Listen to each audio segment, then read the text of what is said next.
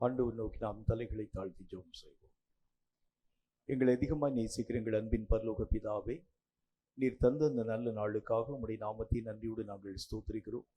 கர்த்தருடைய பெரிதான கிருபையும் இரக்கமும் எங்கள் மேல் பூர்ணமாய் விளங்கும்படி எங்களுடைய சகல பிரயாசங்களை ஆண்டவரே உம்முடைய நாமத்தினாலே உம்முடைய கரங்களுக்குள்ளாக ஒப்புக் கொடுக்கிறோம்.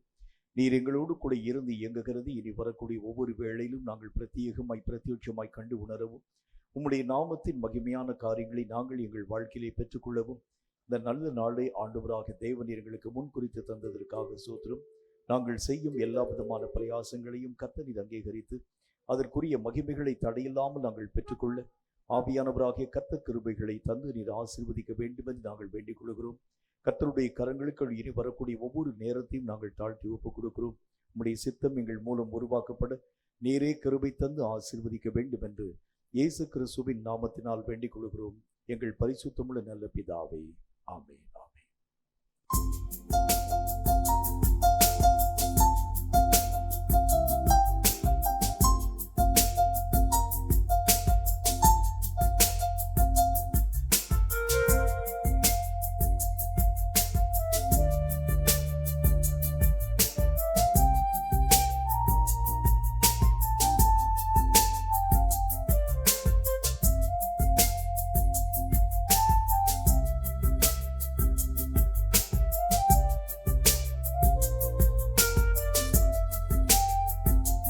உங்க முகத்தை பார்க்கணுமே ஏசையா, உங்க முகத்தை பார்க்கணுமே ஏசையா, உங்க முகத்தை பார்க்கணுமே ஏசையா, உங்க முகத்தை பார்க்கணுமே ஏசையா.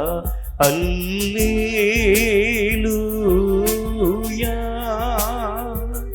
அல்லேலூயா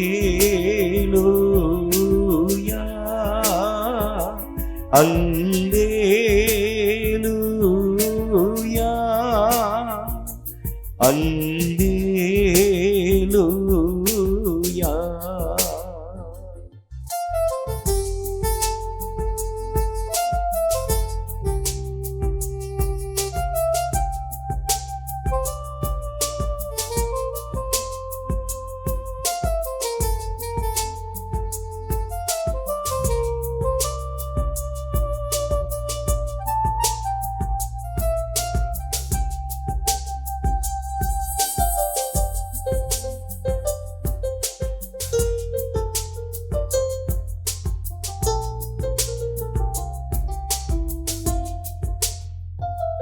எங்கள் பாடுகள் வேதனை மறைந்து விடும், எங்கள் துயரங்கள் கலக்கங்கள் மாறிவிடும். எங்கள் பாடுகள் வேதனை மறைந்து விடும், எங்கள் துயரங்கள் கலக்கங்கள் மாறிவிடும். உங்க முகத்தை பார்க்கணுமே ஏசையா, உங்க முகத்தை பார்க்கணுமே ஏசையா, உங்க முகத்தை பார்க்கணுமே ஏசையா, உங்க முகத்தை பார்க்கணுமே ஏசையா. அல்லேலூயா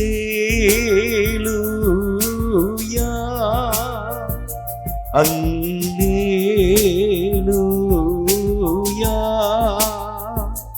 அல்லேலூயா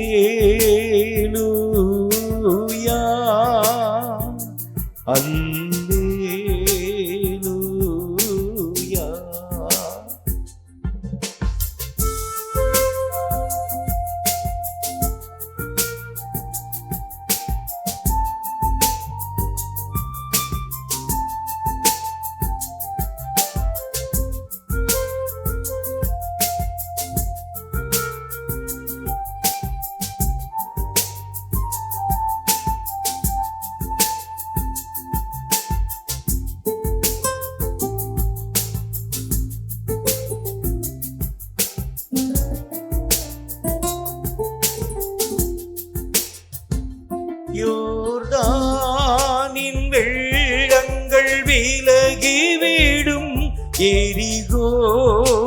மதில்கள் இடிந்து வீழும், யோர்தானின் வெள்ளங்கள் இடில்கே வீழும், எரிகோவின் மதில்கள் இடிந்து வீழும். உங்க முகத்தை பார்க்கணுமே ஏசையா, உங்க முகத்தை பார்க்கணுமே ஏசையா, உங்க முகத்தை பார்க்கணுமே ஏசையா, உங்க முகத்தை பார்க்கணுமே ஏசையா. அல்லேலூயா, அல்லேலூயா,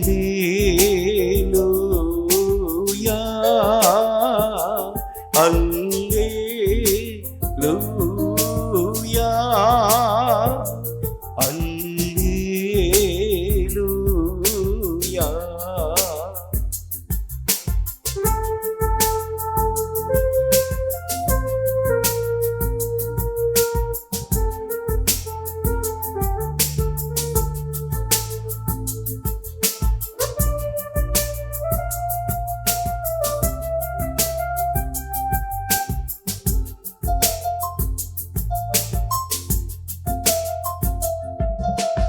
தேசத்தின் கட்டுகள் முறிந்து வீடும், எங்கள் சபைகளில் எழுப்புதல் பரவி வீடும்.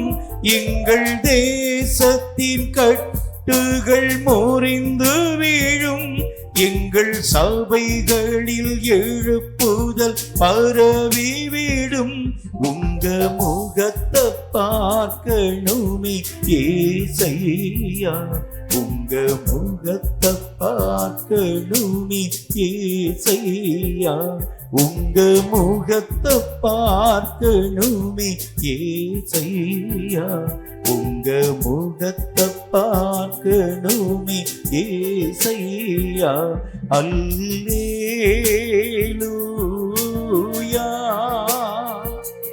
அல்லேலூயா,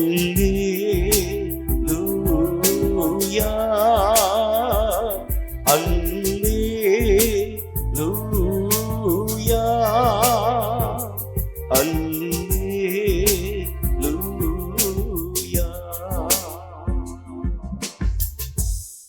சங்கீதங்களின் புஸ்தகம் 121 அதிகாரம்.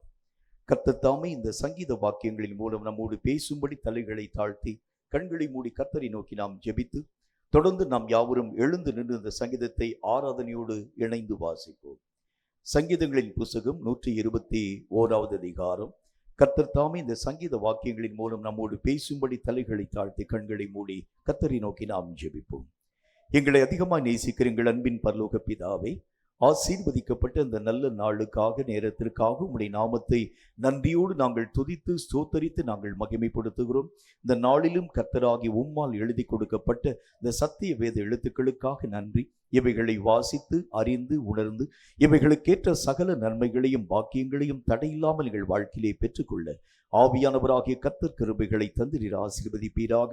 உம்முடைய வார்த்தைகள் சமூலமும் சத்தியம் என்று நாங்கள் அறிந்திருக்கிறோம். இந்த சத்தியமான மார்க்கங்களை நாங்கள் எங்கள் வாழ்க்கையிலே கர்த்தாவை பயனாக்கி அவைகளின்படி வாழ்ந்து உம் நாமத்தை மகிமைப்படுத்த கிருபை தர வேண்டும் என்று இயேசு கிறிஸ்துவின் நாமத்தினால் வேண்டிக் கொள்கிறோம் எங்கள் பரிசுத்தமுள்ள நல்ல பிதாவே, ஆமேன், ஆமேன். எழுந்து நின்று 121வது சங்கீதத்தை ஆராதனையோடு நாம் இணைந்து வாசிப்போம். எனக்கு ஒத்தாசை வரும் பர்வதங்களுக்கு நேராக என் கண்களை ஏறெடுக்கிறேன். அல்லேலூயா, அல்லேலூயா, அல்லேலூயா, அல்லேலூயா, அல்லேலூயா, அல்லேலூயா, அல்லேலூயா, அல்லேலூயா. வானத்தையும் பூமியையும் உண்டாக்கின கர்த்தரிடத்திலிருந்து எனக்கு ஒத்தாசை வரும். அல்லேலூயா, அல்லேலூயா, அல்லேலூயா, அல்லேலூயா. காலை தள்ளாட ஒட்டார், உன்னை காக்கிறவர் உறங்கார். அல்லேலூயா அல்லேலூயா அல்லேலூயா அல்லேலூயா அல்லேலூயா அல்லேலூயா அல்லேலூயா அல்லேலூயா. இதோ இஸ்ரவேலை காக்கிறவர் உறங்குவதும் இல்லை, தூங்குகிறதும் இல்லை. அல்லேலூயா அல்லேலூயா அல்லேலூயா அல்லேலூயா. கர்த்தர் உன்னை காக்கிறவர், கர்த்தர் உனது வலது பக்கத்திலே உனக்கு நிழலாய் இருக்கிறார். அல்லேலூயா அல்லேலூயா அல்லேலூயா அல்லேலூயா அல்லேலூயா அல்லேலூயா அல்லேலூயா அல்லேலூயா. பகலிலே வெயிலாகிலும் இரவிலே நிலவாகிலும் உன்னை சேதப்படுத்துவதில்லை. அல்லேலூயா அல்லேலூயா அல்லேலூயா அல்லேலூயா. கர்த்தர் உன்னை எல்லா தீங்குக்கும் விலக்கி காப்பார், அவர் உன் ஆத்துமாவை காப்பார். அல்லேலூயா அல்லேலூயா அல்லேலூயா அல்லேலூயா அல்லேலூயா அல்லேலூயா அல்லேலூயா அல்லேலூயா. கர்த்தர் உன் போக்கையும் உன் வரத்தையும் இது முதற்கொண்டு என்றைக்கும் காப்பார். அல்லேலூயா அல்லேலூயா அல்லேலூயா அல்லேலூயா. என்னுள்ளமே இளைப்பாறிடு, ஏசப்பா உனக்கு நன்மை செய்தார்.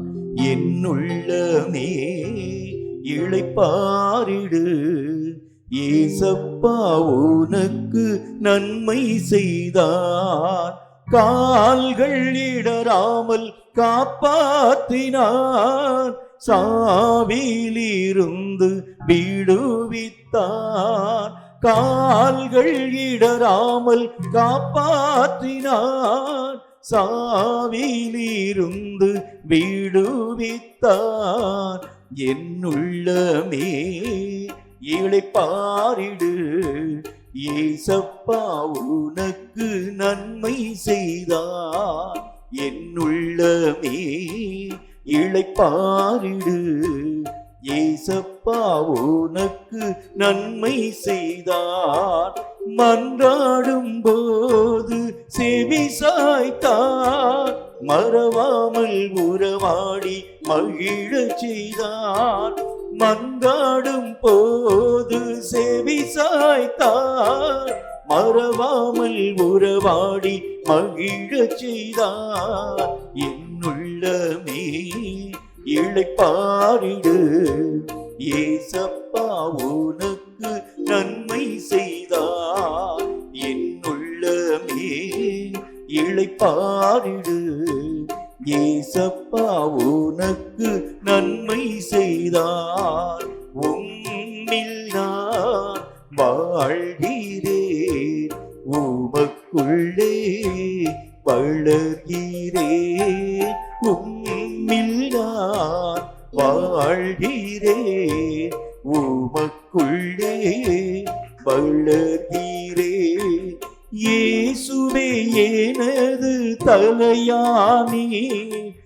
நானோ உமது உடலானே, இயேசுவே எனது தலையானே.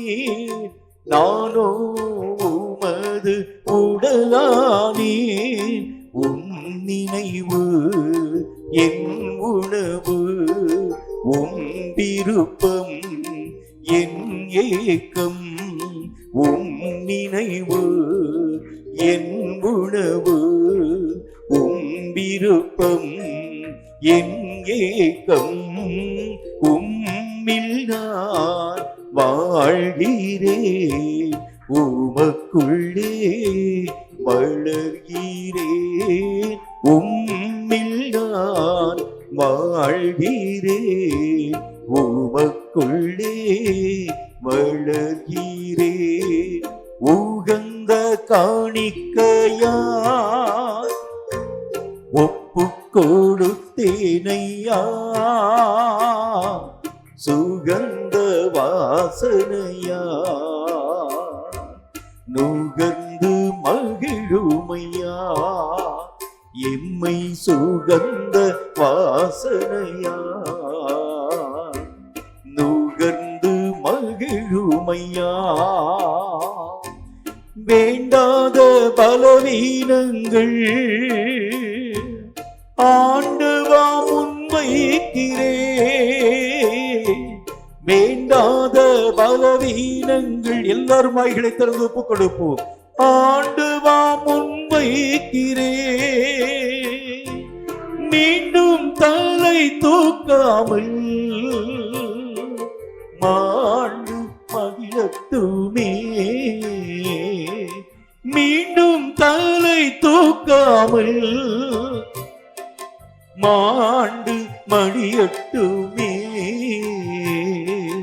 உகந்த காணிக்கையா ஹல்லேலூயா ஒப்புக் கொடுத்தேனையா,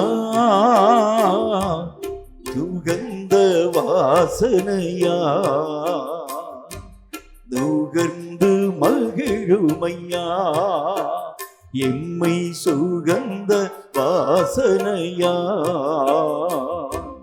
நுகர்ந்து மகிழுமையா.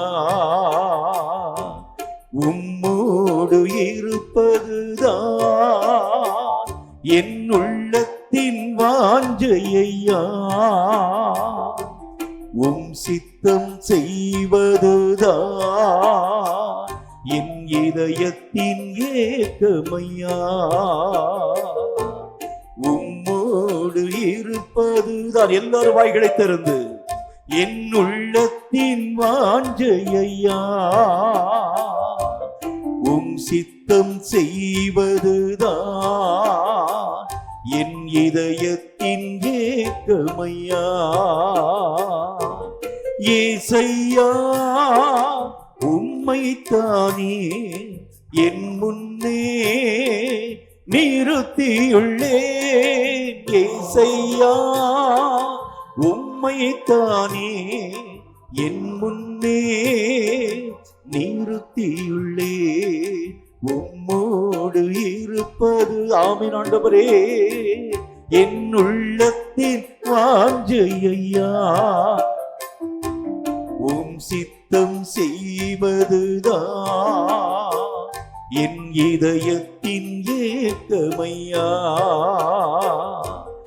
எனக்காக யாவையும் செய்பவரே, செய்து முடிப்பவரே. எனக்காக யாவையும் செய்பவரே, செய்து முடிப்பவரே. என் பாருங்கள்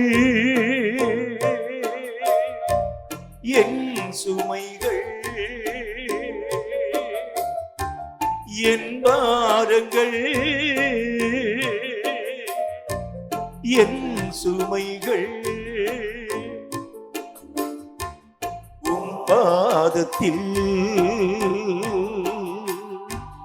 இறக்கி வைத்தே, உம் பாதத்தில் இறக்கி வைத்தே. ஏசையா உம்மைத்தானே என் முன்னே நிறுத்தியுள்ளேன். ஏசையா உம்மைத்தானே என் முன்னே நிறுத்தியுள்ளேன். உம்மோடு இருப்பதுதான் ஆமென் ஆண்டவரே என் உள்ளத்தின் வாஞ்சையா. உம் சித்தம் செய்வதுதான் என் இதயத்தின் ஏக்கமையா. உம்மோடு இருப்பதுதான் என் உள்ளத்தின் வாஞ்சையா. உம் சித்தம் செய்வதுதான் என் இதயத்தின் ஏக்கமையா. Thank you my Lord. இந்த காலை வேளையில் உம்முடைய கிருபை உம்முடைய இரக்கம் எங்கள் மேல் பூர்ணமாய் கடந்து வரும்படிக்காக உம்மை நோக்கி நாங்கள் வருந்தி அழைக்கிறோம். ஆவியானவரே, உம்முடைய பரிசுத்தமுள்ள கிருபை, உம்முடைய பரிசுத்தமுள்ள இரக்கம், உம்முடைய பரிசுத்தமுள்ள ஆளுகை, உம்முடைய பரிசுத்தமுள்ள அபிஷேகம் எங்கள் ஒவ்வொருவரையும் இந்த காலை வேளையிலே வந்து நிரப்பும்படிக்காக உம்முடைய நாமத்தினாலே நாங்கள் ஒருமனப்பட்டு ஜெபிக்கிறோம் கர்த்தாவே. Thank you my Lord. நன்றி ஆவியானவரே.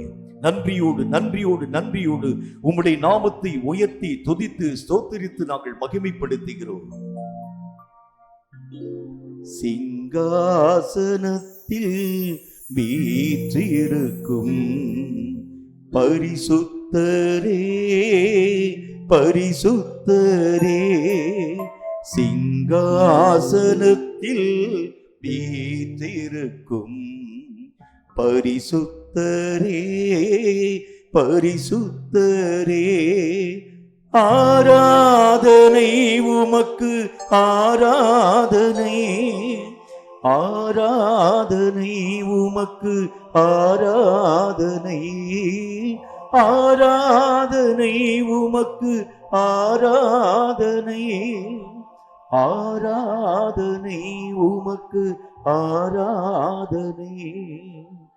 கேருபீன்கள் சேராபீன்கள் போற்றிடும் எங்கள் பரிசுத்தரே. கேருபீன்கள் சேராபீன்கள் போற்றிடும் எங்கள் பரிசுத்தரே. எல்லாரும் இணைந்து ஆராதனை உமக்கு ஆராதனை ஆராதனை உமக்கு ஆராதனை ஆராதனை உமக்கு ஆராதனை ஆராதனை உமக்கு ஆராதனை. ஏழு குத்து விளக்கின் மத்தியிலே உலாவிடும் எங்கள் பரிசுத்தரே. ஏழு குத்து விளக்கு மத்தியிலே உலாவிடும் எங்கள் பரிசுத்தரே. கரங்களை உயர்த்தி ஆராதனை உமக்கு ஆராதனை ஆராதனை உமக்கு ஆராதனை ஆராதனை உமக்கு ஆராதனை ஆராதனை உமக்கு ஆராதனை. ஆதியும் மந்தமும் ஆனவரே, அல்பாவும் ஆனவரே. ஆதியும் ஆமென் ஆண்டவரே. ஹல்லேலூயா ஹல்லேலூயா. அல்பாவும் ஆனவர். எல்லார் வாய்களை திறந்து ஆராதனை உமக்கு ஆராதனை ஆராதனை உமக்கு ஆராதனை ஆராதனை உமக்கு ஆராதனை ஆராதனை உமக்கு ஆராதனை. பரிசுத்தமும் சத்தியமும் தாவீதின் திறவுகோலுடையவரே, பரிசுத்தமும் ஆமீன் ஆண்டவரே, சத்தியமும் தாவீதின் திறவுகோலுடையவரே, ஆராதனை ஹல்லேலூயா, ஆராதனை உமக்கு, ஆராதனை ஆராதனை உமக்கு, ஆராதனை ஆராதனை உமக்கு, ஆராதனை ஆராதனை உமக்கு, ஆராதனை ஆராதனை உமக்கு, ஆராதனை. கர்த்தரை நோக்கி நாம் ஒருமனப்பட்டவர்களாய் நாம் ஜெபிக்க வேண்டியது அவசியம். தேசத்திலே காணப்படக்கூடிய பலவிதமான பிரச்சனைகளுக்காக நம்ம குறிப்பாக நம்ம ஜெபிக்கணும். இனி வருகின்ற வருஷத்தில் நடைபெறக்கூடிய இந்த இடைத்தேர்தல், அந்த வரக்கூடிய அந்த சட்டமன்ற தேர்தலுக்காக கர்த்தரை நோக்கி நாம் ஒருமனப்பட்டவர்களாக நம்ம ஜெபிக்கணும். கர்த்தருடைய நாமத்தினால நல்ல ஆட்சியாளர்களை, தேசத்திற்கு சுகமான காரியங்களை தரக்கூடிய நல்ல ஆட்சியாளர்களை, எல்லா விதமான மக்களும் பயனடையக்கூடிய நல்ல பல சட்ட திட்டங்களை ஏற்றக்கூடிய நல்ல ஆட்சியாளர்களை கர்த்தராகிய தேவன் நம்முடைய இந்திய நாட்டுக்கு தரும்படிக்காக நாம் ஒருமனப்பட்டவர்களாய் நாம் ஜெபிக்க வேண்டியது அவசியம். இந்த தேசம் நம்முடைய கரங்களிலே கொடுக்கப்பட்ட ஒன்று. இந்த தேசத்திலே ஆண்டவராகிய தேவனுடைய சித்தம் நிறைவாக்கப்படும்படிக்காக ராஜாக்களை தள்ளி ராஜாக்களை ஏற்படுத்துகின்ற கர்த்தருடைய நாமத்தினாலே கர்த்தராகிய தேவன் தம்முடைய சித்தத்தின்படியே தம்முடைய மனதிற்கு ஏற்றவனை கர்த்தராகிய தேவன் சிங்காசனத்தை அமர்த்தும்படிக்காக ஒருமனப்பட்டு இந்த குறிப்புக்காக நம்ம ஜெபிக்க வேண்டியது அவசியம். இப்பொழுதே நிறைய வன்முறைகள், நிறைய பயங்கரங்கள் தேச எல்லைகளிலே மெய்யாகவே அரங்கேற்றப்பட்டு கொண்டு வருகிறதை கண்கூடாக நம்ம கண்டு கொண்டு வருகிறோமே. இந்த திருநெல்வேலி மாவட்டத்தில் மட்டுமே எத்தனையோ பயங்கரமான கொலைகள் உருவாக்கப்பட்டது நம்ம கேள்விப்பட ஆரம்பிச்சோம். ஆனா இனி வரக்கூடிய ஆட்சி காலத்தில் ஆகிலும் இப்படிப்பட்ட வன்முறை சம்பவங்கள், கொலைகள், கற்பழிப்புகள், இன்னும் பயங்கரமான திருட்டுத்தனமான காரியங்கள் இவைகள் எல்லாம் தவிர்க்கப்பட்டு நல்ல ஆட்சியை தேசத்திலே ஆண்டவராகிய தேவனுடைய சித்தத்தினாலே ஆளுகை செய்யக்கூடிய மக்கள் தரக்கூடிய நல்ல ஆட்சியாளர்களை கர்த்தர் உருவாக்கும்படிக்காக கர்த்தரை நோக்கி நாம் ஒருமனப்பட்டவர்களாய் நம்ம ஜெபிக்க வேண்டியது அவசியம். நம் தேசத்திற்காக திறப்பிலே நிற்க வேண்டியது நம்முடைய கடமையாக இருக்கிறதுனால வரப்போகிற இந்த தேங்க்யூ மை ஃபாதர் சட்டமன்ற தேர்தலுக்காக எல்லாரும் ஒருமனப்பட்டவர்களாய் வாய்களை திறந்து நம்ம ஜெபிக்கணும். இதுல தேங்க்யூ மை ஃபாதர் கள்ள வாக்குப்பதிவு மெய்யாகவே உருவாக்கப்படக்கூடாது. எந்த விதமான அசம்பாவிதங்களும் இந்த மாதிரியான வாக்குப்பதிவு நேரத்தில் மெய்யாகவே கடந்து வரக்கூடாது. கர்த்தருடைய திட்டங்கள் இந்த தேசத்திலே உருவாக்கப்படும்படிக்காக தேங்க்யூ மை ஃபாதர் சிறுபான்மையின மக்களுடைய ஒடுக்கங்கள் எல்லாம் தவிர்க்கப்படும்படிக்காக வருகின்ற ஆட்சி நல்ல ஆட்சியாக கர்த்தராகிய தேவனால் உருவாக்கப்படும்படி எல்லாரும் கர்த்தருடைய நாமத்தினாலே வருகின்ற சட்டமன்ற தேர்தலுக்காக எல்லாரும் ஊக்கமான மனதோடு கூட ஒருமனப்பட்டவர்களாய் நம்ம ஜெபிக்கணும். வாய்களை தரங்க உற்சாகமாக நம்ம ஜெபிக்கலாம். கர்த்தராகிய தேவனுடைய நாமத்தினால நாம் எதை நாம் கர்த்தருடைய சமூகத்தை நோக்கி ஜெபிக்க துவங்கினாலும் அவைகளை அங்கீகரித்து அவைகளுக்குரிய மகிமைகளை தரும் நல்ல தேவன் நம்முடைய இந்தியாவிற்கு நல்ல ஆட்சியாளர்களை கர்த்தர் உருவாக்கும்படிக்காக தேசத்தை திறமையாய் ஆட்சி செய்யக்கூடிய அளவிற்காக தேசத்திலே வன்முறைகளை ஒடுக்கும் ஆட்சியை கர்த்தர் தரும்படிக்காக லஞ்சங்களை தடுத்து நிறுத்தும் ஆட்சிகளை கர்த்தராக தேவன் உருவாக்கும்படிக்காக வன்முறைகள் கட்டவிழ்க்கப்படக்கூடிய நிலைகள் தேங்க்யூ மை ஃபாதர் கொலைகளும் கொள்ளைகளும் இன்னும் பயங்கரமான சூழ்நிலைகளும் தேச அரங்கிலே நிறைவாக்கப்படாத நல்ல ஆட்சியாளர்களை கர்த்தர் தேசத்திற்கு தரும்படிக்காக ஏழை எளிய மக்களுடைய தரங்களை உயரப்படக்கூடிய நல்ல ஆட்சியாளர்களை கர்த்தர் உருவாக்கும்படிக்காக தேசத்திலே தேங்க்யூ மை ஃபாதர் தேவையற்ற சட்டத்திட்டங்கள் யாவற்றையும் அப்புறப்படுத்தி மக்களுக்கு நன்மை பயக்கக்கூடிய நல்ல சட்டங்களை இயற்றக்கூடிய ஆட்சியாளர்களை கர்த்தராகிய தேவன் உருவாக்கும்படிக்காக எல்லாரும் வாய்களை திறந்து இது நம்முடைய நாடு, நம்முடைய இந்தியா, நம்முடைய இந்தியாவிற்காக திறப்பில் நிற்க வேண்டியது நம்முடைய கடமை.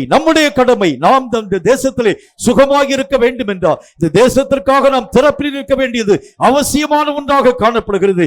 தேசத்திற்காக திறப்பிலே நின்று கர்த்தரை நோக்கி நாம் ஒருமனப்பட்டவர்களாய் நம்ம ஜெபிக்கலாம். நன்றி ஆண்டவரே, இறங்கும் ஆவியானவரே, இறங்கும் ஆண்டவரே. எங்கள் தேசங்களுக்காக திறப்பிலே நின்று நாங்கள் ஜெபிக்கிறோம். எங்கள் இந்தியாவிற்காக திறப்பிலே நின்று நாங்கள் ஒருமனப்படுகிறோம். நல்ல ஆட்சியை கர்த்தரின் உருவாக்கி தாரும். சுபிட்சமாய் எங்கள் நாடு காணப்படக்கூடிய ஒரு நல்ல நாடாக, தேங்க்யூ மை ஃபாதர், காணப்படக்கூடிய அளவிற்காக எங்கள் தேசங்களிலே பஞ்சங்கள், வறுமைகள் எல்லாம் மாற்றப்படக்கூடிய, சட்டங்கள் இயற்றப்படக்கூடிய நல்ல நாடாக எங்கள் இந்திய தேசம் காணப்படும்படிக்காக வருகின்ற தேங்க்யூ மை ஃபாதர் தேர்தலில் நல்ல ஆட்சியாளர்களை கர்த்தர் நீர் மெய்யாகவே பணியமர்த்தும்படிக்காக உம்முடைய நாமம் தரிக்கப்பட்டிருக்கக்கூடிய உம்முடைய ஜனங்களாகிய நாங்கள் ஒருமனப்பட்டு ஜெபிக்கிறோம். எங்கள் ஜெபங்களை கேளு, எங்கள் ஜெபங்களை அங்கீகரியும். அதற்கேற்ற மகிமைகளை கர்த்தர் தடையில்லாமல் தந்து உம் நாமத்தை மகிமைப்படுத்த வேண்டும் என்று இயேசு கிறிஸ்துவின் நாமத்தினால் ஜெபித்திருக்கிறோம் எங்கள் பரிசுத்தம் உள்ள பிதாவே, ஆமென் ஆமென். கர்த்தருக்கு காணிக்கை செலுத்தும் நேரத்திற்குள் வருகின்றோம். காணிக்கைகளை கைகளிலே வைத்துக் கொண்டு தலைகளை தாழ்த்தி கண்களை மூடி கர்த்தரை நோக்கி நாம் ஜெபிப்போம். தொடர்ந்து பாடல் பாடப்படும். அப்பொழுது நாம் கர்த்தருக்கு காணிக்கை படைக்கலாம். நம்மையும் நம்முடைய காணிக்கைகளையும் கர்த்தர் அங்கீகரிக்கும்படிக்காக தலைகளை தாழ்த்தி கண்களை மூடி கர்த்தரை நோக்கி நாம் ஜெபம் செய்வோம். எங்களை அதிகமாக நேசிக்கிற எங்கள் அன்பின் பரலோக பிதாவே, எத்தனையோ நன்மையான காரியங்களை கர்த்தருடைய கருத்திலிருந்து நாங்கள் பெற்றுக்கொள்கிறோம். கர்த்தருக்கென்று எங்களால் இயன்ற அந்த சின்ன காணிக்கையாகிய பலிகளை நாங்கள் ஒப்புக் கொடுக்கிறோம். இவைகளை கர்த்தர் நீர் அங்கீகரித்து இவைகளுக்கு தக்கதாக, இவைகளுக்கு அதிகமாக அநேக மகிமைகளை நாங்கள் எங்கள் வாழ்க்கையிலே பெற்றுக்கொள்ள ஆவியானவராகிய கர்த்தர் கிருபைகளை தந்து நீர் ஆசீர்வதிப்பீராக. ஆபேலையும் அவனுடைய காணிக்கைகளையும் கர்த்தர் நீர் அங்கீகரித்து ஏற்றுக்கொண்டதைப் போல எங்களையும் எங்களுடைய காணிக்கையாகிய பலிகளையும் அங்கீகரித்து ஏற்றுக்கொண்டு எங்களோடு கூட கர்த்தர் ஒரு புதிய உடன்படிக்கையை உருவாக்கி அதற்குரிய மகிமையை காணும்படி கிருபை தந்து ஆசீர்வதிக்க வேண்டும் என்று இயேசு கிறிஸ்துவின் நாமத்தினால் வேண்டிக் கொள்கிறோம் எங்கள் பரிசுத்தமுள்ள நல்ல பிதாவே, ஆமென்.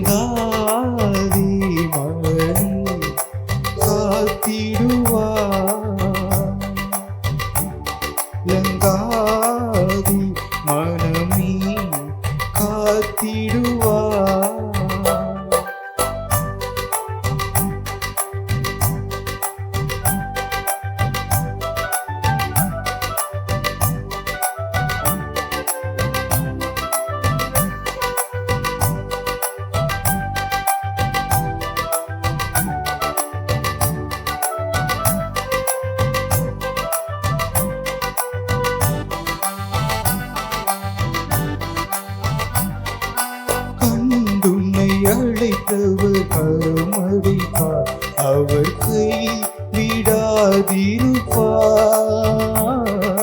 கண்டுன்னை அழைத்தவர் கரமதை பார், அவர் கை விடாதிருப்பார்.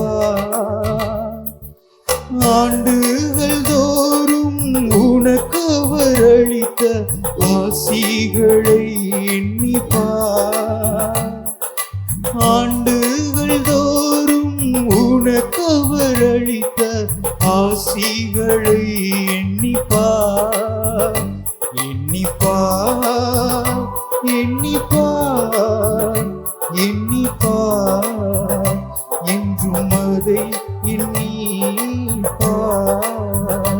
காப்பார், உன்னை காப்பார், காத்தவர் காப்பார், இன்னும் இனிமேல் காத்திடுவார்.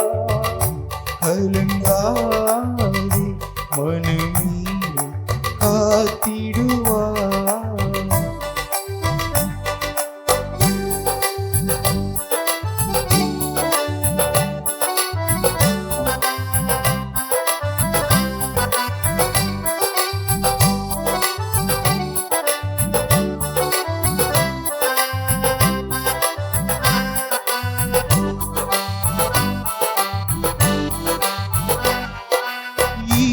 இஸ்ரவேலுக்கு வாக்குப்படி இன்பக்கானா அளிக்கவில்லையோ? இஸ்ரவேலுக்கு வாக்குப்படி இன்ப காணான் அளிக்கவில்லையோ? இப்போது இவர்களை நிர்மூலம் செய்வதென்று பின்னும் இறங்கவில்லையோ? இப்போது இவர்களை நிர்மூலம் செய்வதென்றும் பின்னும் இறங்கவில்லையோ? இல்லையோ, இல்லையோ, இல்லையோ, மனஸ்தாபம் கொள்ளவில்லையோ? மனஸ்தாபம் கொள்ளவில்லையோ? காப்பா, உன்னை காப்பா, காத்தவர் காப்பா, இன்னும் இனிமேலும் காத்திடுவார். கலங்காதே மனமே, காத்திடுவார். கலங்காதே மனமே, காத்திடுவார்.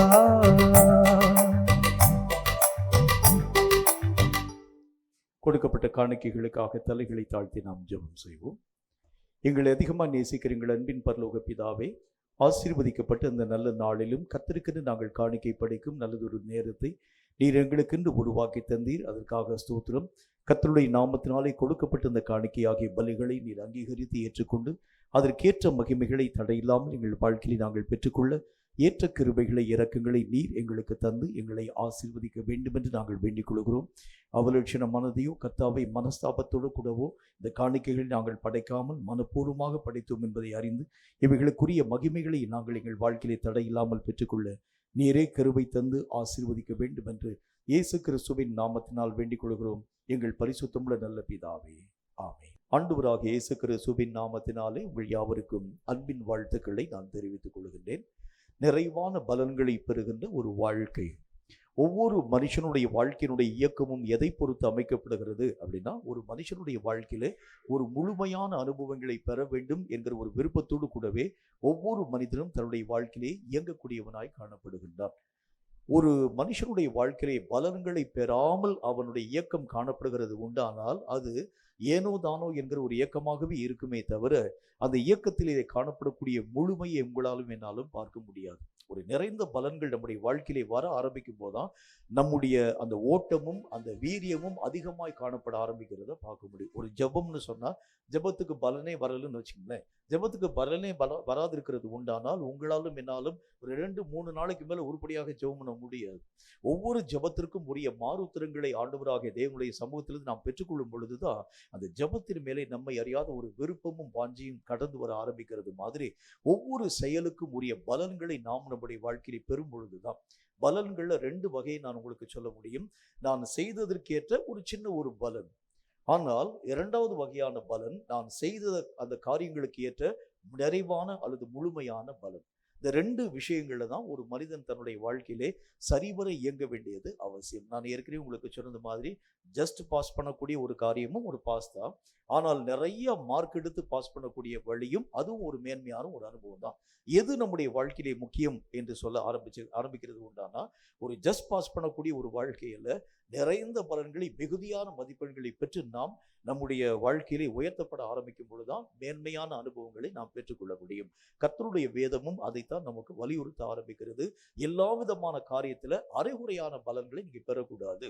நிறைவான முழுமையான பலன்களை பெற ஆரம்பிக்கும் போதுதான் உங்களுடைய ஓட்டத்துல ஒரு உறுதியான ஒரு ஓட்டமாக அல்லது அந்த ஓட்டத்துல ஒரு சீரியஸான ஒரு காரியமாக காணப்படக்கூடிய ஓட்டமாக நம்முடைய ஓட்டத்தின் நிலைகள் உருவாக்கப்பட ஆரம்பிக்கிறத பார்க்க முடியும். இப்ப கர்த்தருடைய வேதம் சொல்லுகிறது மாதிரி நிறைவான பலன்களை பெறக்கூடிய வழிமுறைகளுக்கு நேராக நாம் கடந்து போக ஆரம்பித்தால்தான் நம்ம செய்யக்கூடிய ஒவ்வொரு விதமான காரியத்திலும் நம்மை அறியாத ஒரு உற்சாகம் நம்முடைய வாழ்க்கையை கரை புரள ஆரம்பிக்கிறத பார்க்க முடியும்.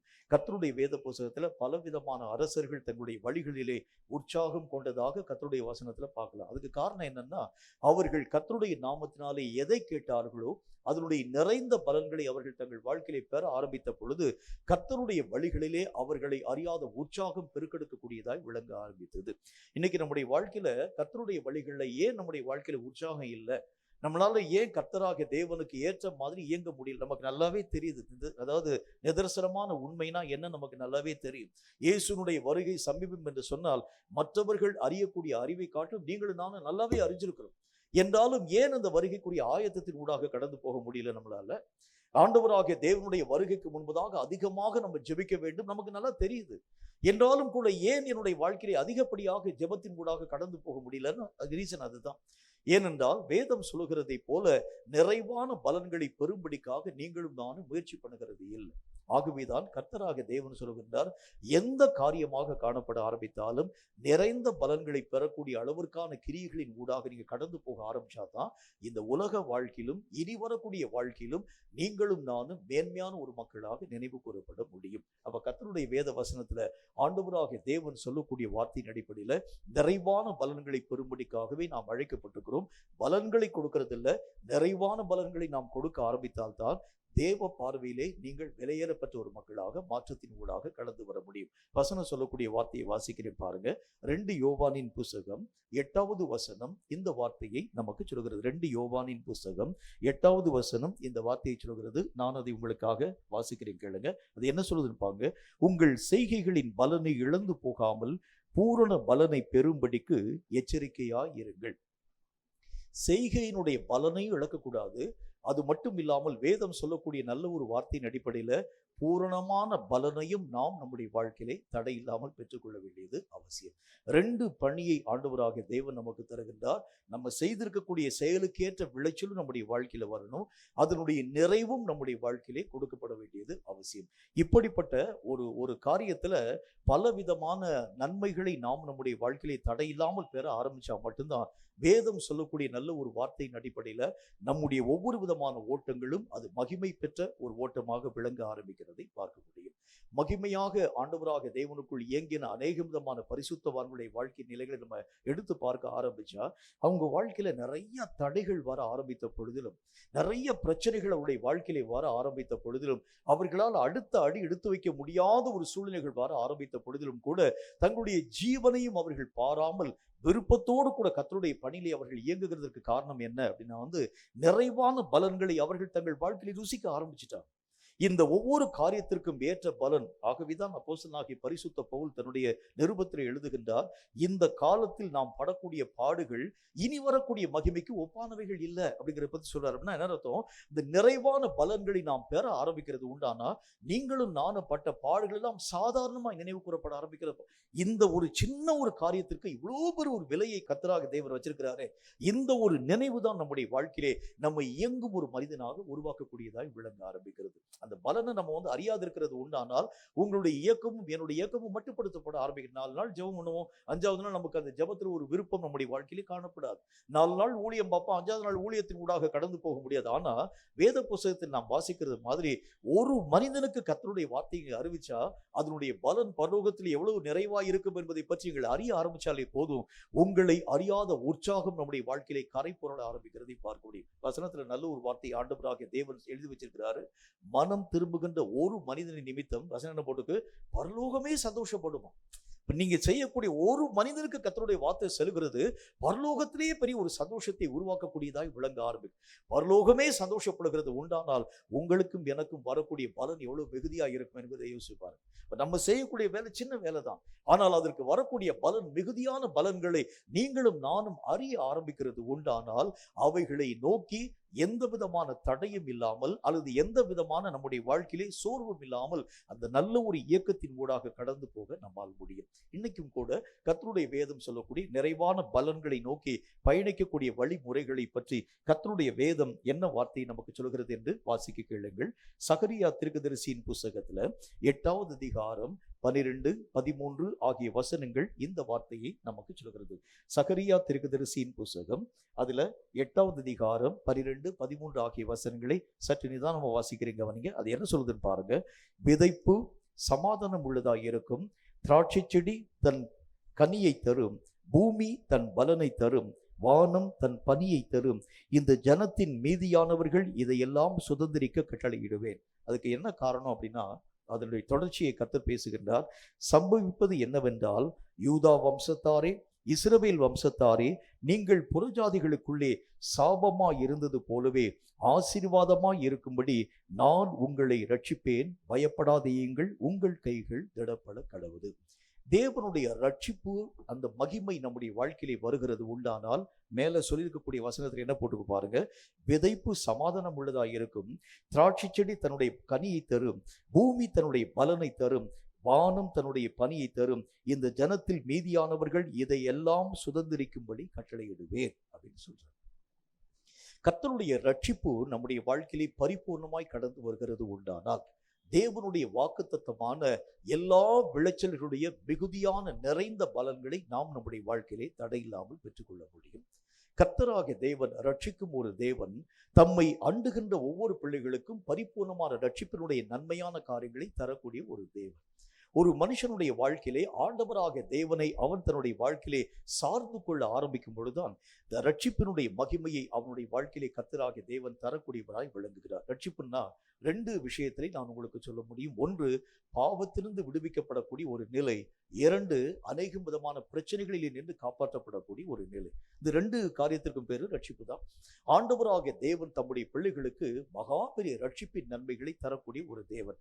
பல நேரங்கள்ல பலவிதமான காரியங்களிலே நீங்களும் நானும் உழந்து தவிக்கும் ஒரு மக்களாக விளங்க ஆரம்பிக்கிறோம். நம்மை மீட்கக்கூடியவர் யார்? நம்மை பாதுகாக்கக்கூடியவர் யார்?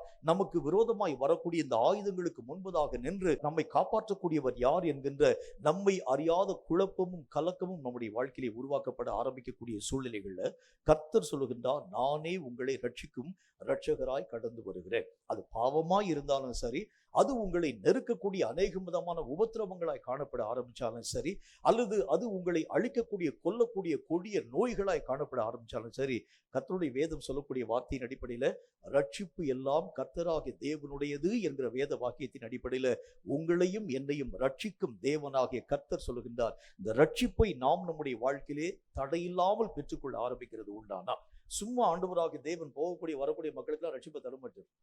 ரட்சிப்பு பெற வேண்டும் என்று சொன்னால் சில தகுதி நம்முடைய வாழ்க்கையில வரணும். அப்பதான் இந்த ரட்சிப்பினுடைய நிறைவை நாம் நம்முடைய வாழ்க்கையிலே தடையில்லாமல் பெற்றுக்கொள்ள முடியும். அந்த நாட்களில் இஸ்ரவேல் நாட்டுல காணப்படக்கூடிய ஏராளமான மக்கள் இருக்கக்கூடிய அந்த காலங்கள்ல எத்தனையோ அரசர்களுக்கு விரோதமாக நிறைய யுத்தங்கள் வரக்கூடிய நேரத்துல யார் யாரெல்லாம் கர்த்தராகிய தேவனுடைய ரட்சிப்புக்காக காத்திருந்தார்களோ அவர்களைத்தான் கர்த்தராகிய தேவன் ரட்சித்து காப்பாற்றும் ஒரு தேவனாக விளங்கினாரே தவிர, அந்த நாட்களிலே வசித்த எல்லா ஜனங்களுக்கும் கர்த்தராகிய தேவன் ரட்சிப்பை தரல. ரட்சிப்பை பெறுகிறதற்கு சில விதமான வழிகளை கர்த்தராகிய தேவன் நமக்கு வைத்திருக்கிறார். இவைகளை நாம் தெளிவான விதத்தில் கற்றுக்கொள்ள துவங்க ஆரம்பித்தாலே போதும், ரட்சிப்பினுடைய நிறைவை முழுமையை நாம் நம்முடைய வாழ்க்கையிலே தடையில்லாமல் அனுபவிக்கும் ஒரு மக்களாக விளங்க முடியும். ரட்சிப்பு எல்லா விதமான மனிதருக்கும் கர்த்தராகிய தேவனால் சமதரித்திருக்கக்கூடிய ஒன்று. இந்த காரியங்களை நாம் நம்முடைய வாழ்க்கையிலே பெற்றுக்கொள்ள வேண்டும் என்றால் சில வழிமுறைகளின் ஊடாக கடந்து போக வேண்டியது அவசியம். ஒரு சின்ன ஒரு எக்ஸாம்பிள் சொல்லிட்டு தொடர்ந்து நான் கர்த்தருடைய வார்த்தையின் ஊடாக உங்களை நான் அழைத்து கொண்டு போக ஆசைப்படுகின்றேன். உதாரணமாக, நம்முடைய தமிழகத்துல அல்லது நம்முடைய இந்திய நாட்டுல ரேஷன் கார்டுல இத்தனை விதமான கிலோ, அதாவது உங்களுக்கு தேவையான ஜீனி தருவாங்க, அதன் பின்பதாக பருப்பு தருவாங்க, எண்ணெய் தருவாங்க, அரிசி தருவாங்க, இன்னும் அநேக விதமான காரியங்கள் இந்த ரேஷன் கடையில இலவசமாக அல்லது சின்ன ஒரு தொகையை வாங்கி கொடுத்து இந்த காரியங்கள் யாவற்றையும் நமக்கு தருகிறது என்கிறதை பற்றி அரசாங்கம் சட்டம் இயற்றி வைத்திருக்கிறத பார்க்கிறோம். இந்த காரியங்கள் எல்லா விதமான மக்களுடைய வீட்டில் கொண்டு வந்து கொடுப்பாங்களான்னா இல்லை. அதற்கு நான் சில காரியத்தை செய்யணும். அதற்கு தேவையான அநேக விதமான அந்த தன்மைகள், அதாவது அந்த ரேஷன் கார்டு என் கையில் இருக்கணும். அதற்குரிய எல்லா விதமான அந்த காரியங்களை நான் பெற்றுக்கொள்ள ஆரம்பித்தால் மட்டும்தான் எனக்கு உண்டான உரிமைகளை நான் தடையில்லாமல் என்னுடைய வாழ்க்கையில பெற்றுக்கொள்ள முடியும். அதே மாதிரி தான் தேவனாகிய கர்த்தரால் மெய்யாகவே நமக்கு வைக்கப்பட்டிருக்கக்கூடிய ரட்சிப்பு. இந்த ரட்சிப்பு எல்லா விதமான மனிதனுக்கும் கர்த்தராகிய தேவனால் பெறப்பட்ட ஒன்று.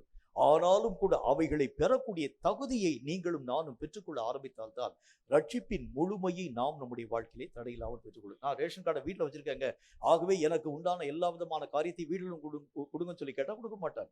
அதற்கு உண்டான ஒவ்வொரு விதமான காரியங்களின் ஊடாக என்னைக்கு எந்த விதமான காரியங்கள் போடப்படுகிறதோ அந்த நாளுக்குரிய தகுதியோடு கூட நீங்கள் கடந்து போனால் அதனுடைய மகிமை நாம் பெறுகிறது மாதிரி நம்முடைய வாழ்க்கையிலும் கூட தேவன் தரக்கூடிய இந்த நிறைவான ரட்சிப்பை நாம் பெற வேண்டும் என்றால் சில தகுதிகள் நம்முடைய வாழ்க்கையிலே வர வேண்டியது அவசியம். அதுதான் இன்னைக்கு நம்முடைய தியானத்துல சற்று விரிவாக நாம் பார்க்க வேண்டும். நமக்கு முழு நிறைந்த பலன்கள் நாம் நம்முடைய வாழ்க்கையிலே தரக்கூடிய ஒரு மக்களாய் விளங்க விளங்க வேண்டும் என்று சொன்னார். தேவனாகிய கர்த்தரால் நாட்டப்பட்டிருக்கக்கூடிய எல்லா மக்களும் கர்த்தராகிய தேவனுக்கு நிறைவான பலன்களை தரும்படிக்காக உருவாக்கப்பட்டவங்க தான். எந்த எந்த செடிகளையும் எந்த கொடிகளையும் கசப்பான திராட்சையாக கர்த்தராகிய தேவன் நாட்ட மாட்டார். அவர் நாட்டியிருக்கக்கூடிய திராட்சைகள் எல்லாம் நல்ல குல திராட்சை தான். ஆனால் இந்த காரியங்களுக்கு ஏற்ற மாதிரி கர்த்தராகிய தேவனுடைய மறைவின் கீழாக அவன் காணப்படாது இருக்கிறது உண்டானால் அவனுடைய எல்லா விதமான வலிமைகளும் செயலிழந்து போக ஆரம்பிக்கிறத பார்க்க முடியும். அவன் எதற்காக நாட்டப்பட்டானோ அவைகளை மறந்து எதையோ நோக்கி கடந்து போகிறவனை போல் அவனுடைய நிலைகள் வழி தடுமாறி இருக்கிறதை பார்க்க முடியும். அப்ப கர்த்தருடைய வேதம் சொல்கிறது மாதிரி இந்த ரட்சிப்பினுடைய முழுமையை நாம் நம்முடைய வாழ்க்கையிலே தடையில்லாமல் பெற்றுக்கொள்ள ஆரம்பிக்கிறது உண்டானால் நீங்கள் எதற்காக இந்த உலகத்திலே அனுமதிக்கப்பட்டீர்களோ அந்த திட்டம் பரிபூர்ணமாய் இம்மைக்கும் மறுமைக்கும் மகிமையான காரியங்களை உருவாக்கக்கூடியதாய் விளங்க ஆரம்பிக்கும் என்கிறதில் சந்தேகம் ஒன்றுமில்லை. ரட்சிப்பை பெறக்கூடிய சில வழிமுறைகளை நாம் மெய்யாகவே சற்று விரிவாக நம்முடைய தியானத்தின் வழிவாக நாம் கற்றுக்கொள்ள வேண்டியது அவசியம். முதலாவது காரியமாக நீதிமொழிகளின் புஸ்தகத்துல 28வது அதிகாரம் 18வது வசனம் இந்த வார்த்தையை நமக்கு சொல்கிறது. நீதிமொழிகளின் புஸ்தகம் 28வது அதிகாரம் அதுல 18வது வசனம் இந்த வார்த்தையை சொல்கிறது. அது நான் உங்களுக்காக வாசிக்கிறேன். உத்தமனாய் நடக்கிறவன் ரட்சிக்கப்படுவான், மாறுபாடான இரு வழியில் நடக்கிறவனோ அவற்றிலே ஒன்றிலே விழுவார். முதல் காரியம், கர்த்தராகிய தேவன் நமக்கென்று வைத்திருக்கக்கூடிய ரட்சிப்பின் மகிமையான காரியங்களை பெறுகிறதற்கு முதல் வழி என்ன அப்படின்னா, நம்முடைய வழிகள் எல்லாம் உத்தமமாய் காணப்பட வேண்டியது அவசியம். நீங்கள் எதை செய்ய ஆரம்பித்தாலும் கர்த்தர் அவைகளை பார்க்கிறார் என்கிற ஒரு மனதோடு கூட அந்த காரியங்களை செய்யணும். எவைகளை நீங்கள் செயல்படுத்த ஆரம்பித்தாலும் ஒரு மன விருப்பத்தோடு ஆண்டவராகிய தேவனுக்கு நீங்கள் அந்த காரியத்தை கொடுக்கணும். கர்த்தருடைய வேத புஸ்தகத்துல கர்த்தராகிய தேவன் சொல்கிறார், காணிக்கைகளை நீங்கள் படைக்க மனதாய் இருக்கிறது உண்டானால், கர்த்தருடைய சமூகத்துல நீங்க வந்திருக்கிறீங்க, வந்து உட்கார்றீங்க, இன்னைக்கு பாடல் பாடிட்டாங்க, ஆராதனைக்குரிய வேலையெல்லாம் முடிஞ்சிருச்சு, இப்ப காணிக்கையினுடைய வேலை. காணிக்கை கொடுக்கிறதுக்காக நீங்கள் வருகிறதற்கு முன்பதாக எல்லா காணிக்கைகளையும் கர்த்தர் அங்கீகரிப்பாரான்னு சொல்லி கேட்டா இல்லை. வசனத்தில் என்ன போட்டுக்கு, உன் சகோதரன் ஒருவன் பேரில் ஒரு குறைவு உனக்கு உண்டா இருக்கிறது உண்டானால் நீ காணிக்கை போடாத, அப்படிதான் சொல்றாரு. அப்ப கர்த்தர் என்ன நியமங்களை நமக்காக வைத்திருக்கிறாரோ அவைகளின்படி கடந்து போக ஆரம்பிச்சா மட்டும்தான் எல்லா விஷயங்களையும் கர்த்தராக தேவன் அங்கீகரிக்கக்கூடியவராய் விடுங்க. நீங்க போடுறதெல்லாம் கர்த்தர் வாங்க மாட்டார், நீங்க கொடுக்கறதெல்லாம் கர்த்தராக தேவன் ஏற்றுக்கொள்ள மாட்டார். அவைகளுக்கும் சில வழிமுறைகளை கர்த்தராக தேவன் வைத்திருக்கிறார். அதுதான் கர்த்தருடைய வசனம் கொடுக்கிறது, உத்தமமாய் நடக்கக்கூடியவன் போட்டு. உத்தமமாய் நடக்கக்கூடியவன் அப்படின்னா என்ன அர்த்தம்? எந்த காரியமாய் காணப்பட ஆரம்பித்தாலும் கர்த்தருடைய விருப்பம் அறிந்து செயல்படக்கூடிய ஒரு வாழ்க்கை. தேவனுடைய விருப்பத்திற்கு மாறாக நீ என்ன காரியத்தை செயல்படுத்த ஆரம்பித்தாலும் தேவன் அவைகளை ஒரு நாளும் ஏறெடுத்து கூட தன்னுடைய கண்களை ஏறெடுத்து கூட பார்க்க மாட்டார். தேவன் விரும்பாத எவ்வளவு பெரிய ஒரு காரியத்தை கூட நீங்கள் போட ஆரம்பிச்சா கூட கர்த்தருடைய கண்கள் அவைகளை ஒரு நாளும் திரும்பி கூட பார்க்க. நல்ல ஒரு உதாரணத்தை உங்களுக்கு நான் சொல்ல வேண்டியது அவசியம். ரட்சிக்கப்பட்ட ஆரம்ப நாட்கள்ல ஆண்டவராகிய தேவனுடைய ஊழியத்திற்கு நாங்கள் வந்து அந்த ஆரம்ப காலம், அப்போ என்னுடைய சகோதரன் அப்போதான் வந்து ஊழியத்தை துவங்கி இருக்கிறார். நாங்கள்லாம் சேர்ந்து ஊழியங்கள் யாவற்றையும் பார்க்கக்கூடிய இந்த ராமநாதபுரத்தில் இருக்கக்கூடிய அந்த ஊழியத்தினுடைய காலம், அது ரொம்ப ஒரு கஷ்டமான ஒரு காலம். ஒரு நேரம் ஊழியம் பார்க்கறதுக்கு நாங்கள் ரொம்ப சிரமப்பட ஆரம்பித்தோம். காசுக்கு ரொம்ப பெரிய பயங்கரமான ஒரு கஷ்டத்துக்குரிய ஒரு சூழல். ஒரு நாள் திடீரென்று சொல்லி ஒரு மனிதன், ஒரு பெரிய ஒரு அதாவது இந்த கப்பலில் பணியாற்றக்கூடிய ஒரு மனிதன் என்னுடைய சகோதரனை சந்திக்கும்படிக்காக கடந்து வந்தார். வரக்கூடிய அவர் என்னுடைய சகோதரனோடு கூட நிறைய வார்த்தை பேசி, நாங்கள் எல்லாம் உட்கார்ந்து எல்லாமே சேர்ந்து உட்கார்ந்துருக்கிறோம். உட்கார்ந்து அநேக விதமான வார்த்தைகள் யாவத்தையும் பேசிக்கொண்டே இருக்கக்கூடியவர் கடைசியில் என்னுடைய சகோதரனுக்கு முன்பதாக நின்று, எனக்காக நீங்கள் ஜெபம் பண்ணுங்க ஐயா, ஒரு சின்ன ஒரு காணிக்கை உங்களுக்காக நான் கொடுக்க வேண்டும் என்று ஆசையோடு கூட வந்திருக்கிறேன் என்பதை பற்றி சொன்னார். சரின்னு சொல்லி அவங்களும் ஜெபிச்சாங்க. ஜெபித்து முடித்த பிறகு கையில் ஒரு காணிக்கையை கொண்டு வந்து கொடுத்தாங்க. எவ்வளவு காணிக்கைன்னா எங்களுடைய கண்களால் நம்ப முடியாத அளவிற்காக ஏறக்குறைய 15 லட்சம் ரூபாய்க்குரிய காசோலை கையில் கொடுத்தாங்க. அந்த நாள்ல வந்து இப்போவே 15 லட்சம் ரூபாய் வந்து பெரிய காசு தான். அந்த நாட்கள்ல 15 லட்சம் ரூபாய் என்று சொல்லி அழைக்கப்படுகிறது. அது பெரிய மகா பெரிய காசு. இதை பார்த்த மாத்திரத்துல எங்களை பக்கத்துல எல்லாம் நாங்க உட்கார்ந்துருக்கிறோம், எங்களுக்கெல்லாம் பெரிய ஒரு சந்தோஷம். ஒரு இடம் வாங்கி போட்டுலாம், ஒரு சபை கட்டியெல்லாம், ஒரு ஊழியம் நடத்த, அந்த ஒரு காரியம் இப்படிலாம் நாங்கள் வந்து கால்குலேஷன் போட ஆரம்பிச்சோம். என்னுடைய சகோதரன் அந்த காணிக்கையாகிய அந்த செக்கின் மேலே தன்னுடைய கரங்களை வைத்து ஜெபிக்க ஆரம்பித்தார். கர்த்தர் அவர்கிட்ட என்ன பேசுறோம்னு எனக்கு தெரியாது. உடனே கர்த்தருடைய நாமத்தினாலே என்னுடைய சகோதரன் அவரை பார்த்து சொன்னார், இந்த 15 லட்சம் ரூபாய் உங்க கையில வாங்கிக்கங்க, இது வேண்டாம், இந்த காணிக்கையை வாங்கக்கூடாது என்று கர்த்தராகிய தேவன் சொல்லுகிறார்னு சொன்னார். எங்களுக்கு மனசே விடல. ஐயோ, இவ்வளவு காசை வந்து வேணாம்னு சொல்லி விடுறாரு, இது எப்படி? இந்த ஒரு காரியம் நமக்கு இருக்கிறது உண்டானால் எத்தனை விஷயங்களை நாம் சாதிக்க முடியும். கர்த்தருடைய வேதம் சொல்கிறதை போல உத்தமமாய் நடக்கும் ஒரு மனிதன். அப்படின்னா என்ன அர்த்தம்? கர்த்தருடைய விருப்பம் அறிந்து நடக்கக்கூடிய ஒரு மனுஷன். கர்த்தர் வேண்டாம்னு சொன்னா அது எவ்வளவு பெரிய காரியமா இருந்தாலும் வேணாம்னு தூக்கிறீங்க. கர்த்தர் விரும்புகிறது உண்டானால் அது ஒருவேளை நம்முடைய வாழ்க்கைக்கு முன்பதாக எத்தனையோ கடினமாய் நீங்கள் பெறக்கூடிய காரியங்களின் ஊடாக கடந்து போகக்கூடிய வழிமுறைகளை உருவாக்குகிறது உண்டானாலும் அவைகளை பெற்றுக்கொள்ள நீங்கள் தீவிரிக்கணும். கர்த்தர் வேணாம்னு சொன்னா விளக்கவும் அறிய வேண்டும். கர்த்தர் விரும்புகிறது உண்டானால் அதை பெறுகிறதற்கு நீங்களும் நானும் காலதாமதம் பண்ணக்கூடாது. அதுதான் உத்தமமான நடக்கை என்று கர்த்தருடைய வேத புத்தகம் நமக்கு வலியுறுத்த ஆரம்பிக்கிறது. நிறைய பேருடைய வாழ்க்கையில நம்முடைய விருப்பத்தின்படி நாம் பல விஷயங்களை நாம் செயல்படுத்த ஆரம்பிக்கிறோம். ஆனால் கர்த்தர் சொல்கின்றார், என்னுடைய ரட்சிப்பின் மகிமை உன் வாழ்க்கையில வருகிறது உண்டானால் நீ நிறைவான பலன்களை கொடுக்கக்கூடிய ஒரு நல்ல ஒரு விளை நிலமாய் மாற்றப்பட வேண்டும் என்றால் ஒரே ஒரு வழிதான் உண்டு. உத்தமமாய் உன்னுடைய நடக்கைகளை நீ பாதுகாத்துக் கொள்ள வேண்டியது அவசியம். தேவன் எவைகளை விருப்பப்பட ஆரம்பிக்கிறாரோ அவைகளின்படி வாழ்க்கை வாழ நீ பழகிக் கொள்ள வேண்டும். நமக்குன்னு பல விதமான விருப்பங்கள் நமக்கு உண்டு. இந்த உலகத்தில் வாழுகிறதுக்கு எப்படிப்பட்ட வாழ்க்கை வாழ வேண்டும், நானே பல விதமான அதாவது அநேக விதமான அசம்ஷன் என்னுடைய வாழ்க்கையில காணப்பட ஆரம்பிக்கிறத பார்ப்பேன். சில நேரங்களில் நல்ல ஒரு பணக்காரனான ஒரு வாழ்க்கை வாழ வேண்டும், சில நேரத்துல ஆடம்பரமான ஒரு வாழ்க்கை வாழ வேண்டும், சில நேரத்துல இன்னும் மேலதிகமாக அநேக விதமான புகழை பெறும்படிக்காக. அது ஒருவேளை என்னுடைய நோக்கமாக இருக்கலாம். ஆனால் கர்த்தருடைய விருப்பம் அறிந்து நடக்கக்கூடிய ஒவ்வொரு விதமான நடக்கை தான் உத்தமமான வழி என்று கர்த்தருடைய வேதத்திலே திட்டமும் தீர்க்கமுமாய் பார்க்க முடியும். உத்தமத்தை பற்றி கர்த்தருடைய வேதம் என்ன வார்த்தை நமக்கு சொல்கிறது என்று பாருங்கள். சங்கீதங்களின் புத்தகத்துல 33வது அதிகாரம் 4வது வசனம் இந்த வார்த்தையை நமக்கு சொல்கிறது. சங்கீதம் 33வது அதிகாரம் 4வது வசனத்தை வாசிக்கிறேன். அவர் என்ன வார்த்தையை சொல்றாரு பாருங்க. கர்த்தருடைய வார்த்தை உத்தமமும் அவருடைய செய்கைகள் எல்லாம் சத்தியமுமாய் இருக்கிறது. முதல் காரியம், நம்முடைய வாழ்க்கை என்கிறது எப்படிப்பட்டதாய் விளங்க வேண்டும். ஒவ்வொரு மனுஷனுக்கும் ஒவ்வொரு அடையாளத்தை அநேக விதமான மக்கள் சொல்ல ஆரம்பிக்கிறாங்க. தேவனை அறியாத அநேகம் மார்க்கத்தாரை நீங்க பார்க்க முடியும். ஒவ்வொரு மார்க்கத்தாருக்கும் ஒரு அடையாளம் உண்டு. இவர்கள் என்ன மார்க்கத்தார் என்பதை நீங்கள் கண்டுகொள்ள வேண்டும் என்றால் அவங்களுடைய நடை உடை பாவனை வைத்துக்கொண்டு நீங்க பார்க்கலாம். இவங்களுடைய பேச்சு, இவங்களுடைய காரியம், இவர்கள் தன்னுடைய சரீரத்தில் போட்டுக்கக்கூடிய சில விதமான அடையாளங்கள், அவர்கள் வழிபடக்கூடிய அவர்கள் என்ன விதமான மார்க்கத்தை சார்ந்தவர்கள் என்பதை பற்றி மெய்யாகவே நீங்களும் நானும் விளங்கிக் கொள்ள முடியும். ஆனால் கிறிஸ்தவனுக்கு ஒரு மார்க்கத்தை கர்த்தர் வைத்திருக்கிறார். எப்படிப்பட்ட மார்க்கம்? அவனுடைய வாழ்க்கை வசனமாக சட்டத்திற்கு உட்படுத்தப்பட்ட வாழ்க்கையா இருக்கணும். வசனங்களை மீறின வாழ்க்கை அது கிறிஸ்தவ வாழ்க்கை கிடையாது. நீங்க ஒருவேளை பேசிடலாம், நான் ஆண்டவராக தேவனை அறிந்தவன், நான் ஒரு நல்ல ஒரு கிறிஸ்தவன் என்பதை பற்றி நீங்க பேசலாம். ஆனால் வசனத்திற்கு உட்படாது இருக்கக்கூடிய எவனையும் கர்த்தராக தேவன் கிறிஸ்தவன் என்கிற பெயரில் அழைக்கிறதே கிடையாது. வசனம் எதை போதிக்கிறதோ அவைகளின்படி எவன் தன்னுடைய வாழ்க்கையை ஆண்டவராக தேவனுக்குள் சீர்படுத்த ஆரம்பிக்கிறானோ அவன்தான் உத்தமமாக நடக்கக்கூடிய ஒரு நடை உள்ளவனாக நினைவு கூறப்பட ஆரம்பிக்கின்றான். அந்த நாட்களில் காணப்படக்கூடிய அநேக விதமான பரிசுத்தவான்களுடைய வாழ்க்கையின் நிலைகளை நாம் எடுத்து பார்க்க ஆரம்பிக்கிறது உண்டானால் அவர்களுடைய வாழ்க்கையினுடைய நிலைகள் எல்லாம் வசனம் சார்ந்ததாகவே காணப்பட ஆரம்பிக்கிறதை பார்க்கணும். இயேசுனுடைய வாழ்க்கை கூட இதற்கு நல்ல ஒரு உதாரணம். இயேசுவை பற்றி கர்த்தருடைய வேதம் என்னென்ன வார்த்தைகள் எல்லாம் எழுதியிருந்ததோ அவைகள் எல்லாவற்றையும் இயேசு தன்னுடைய வாழ்க்கையை நிறைவாக்கக்கூடியவராகவே விளங்க ஆரம்பிக்கிறதை பார்க்க முடியும். ஒரு நாள்ல எருசலேமை நோக்கி அவர் பவனி போக வேண்டும். உடனே தம்முடைய சீஷர்களை ஆண்டவராக இயேசு கிறிஸ்து வரவழைத்து அவர்களை பார்த்து சொல்லுகின்றார், நான் மெய்யாகவே எருசலேமை நோக்கி நான் கடந்து போக வேண்டியது அவசியம். நான் போகிறதற்கு தேவையான அதாவது அந்த எருசலேமை நோக்கி நான் பயணப்படுகிறதுக்கு தேவையான ஒரு கழுதையும் கழுதை குட்டியாகிய மரியும் நீங்கள் பிரித்து கொண்டு வர வேண்டும். சீஷர்கள் என்ன கேட்டுக்கணும்? ஆண்டவரே, ஏதாச்சும் ஒண்ணுதானே ஏற முடியும், கழுதையில ஏறலாம் அல்லது குட்டியில ஏறலாம். ஆனால் நீர் இந்த ரெண்டு காரியத்தையும் கேட்கிறதனுடைய காரணம் என்ன? ஆண்டவராகிய தேவன் அவர்களை பார்த்து என்ன சொல்லியிருப்பாரு? வசனம் இப்படியா எழுதப்பட்டிருக்கிறது, உன்னுடைய ராஜாவாகிய கர்த்தர் சாந்த குணமுள்ளவராய் கழுதையின் மேலும் குட்டியாகிய மரியின் மேலும் ஏறி உலகத்திற்கு வருகின்றார். அப்படிதான் எழுதப்பட்டிருக்கிறது.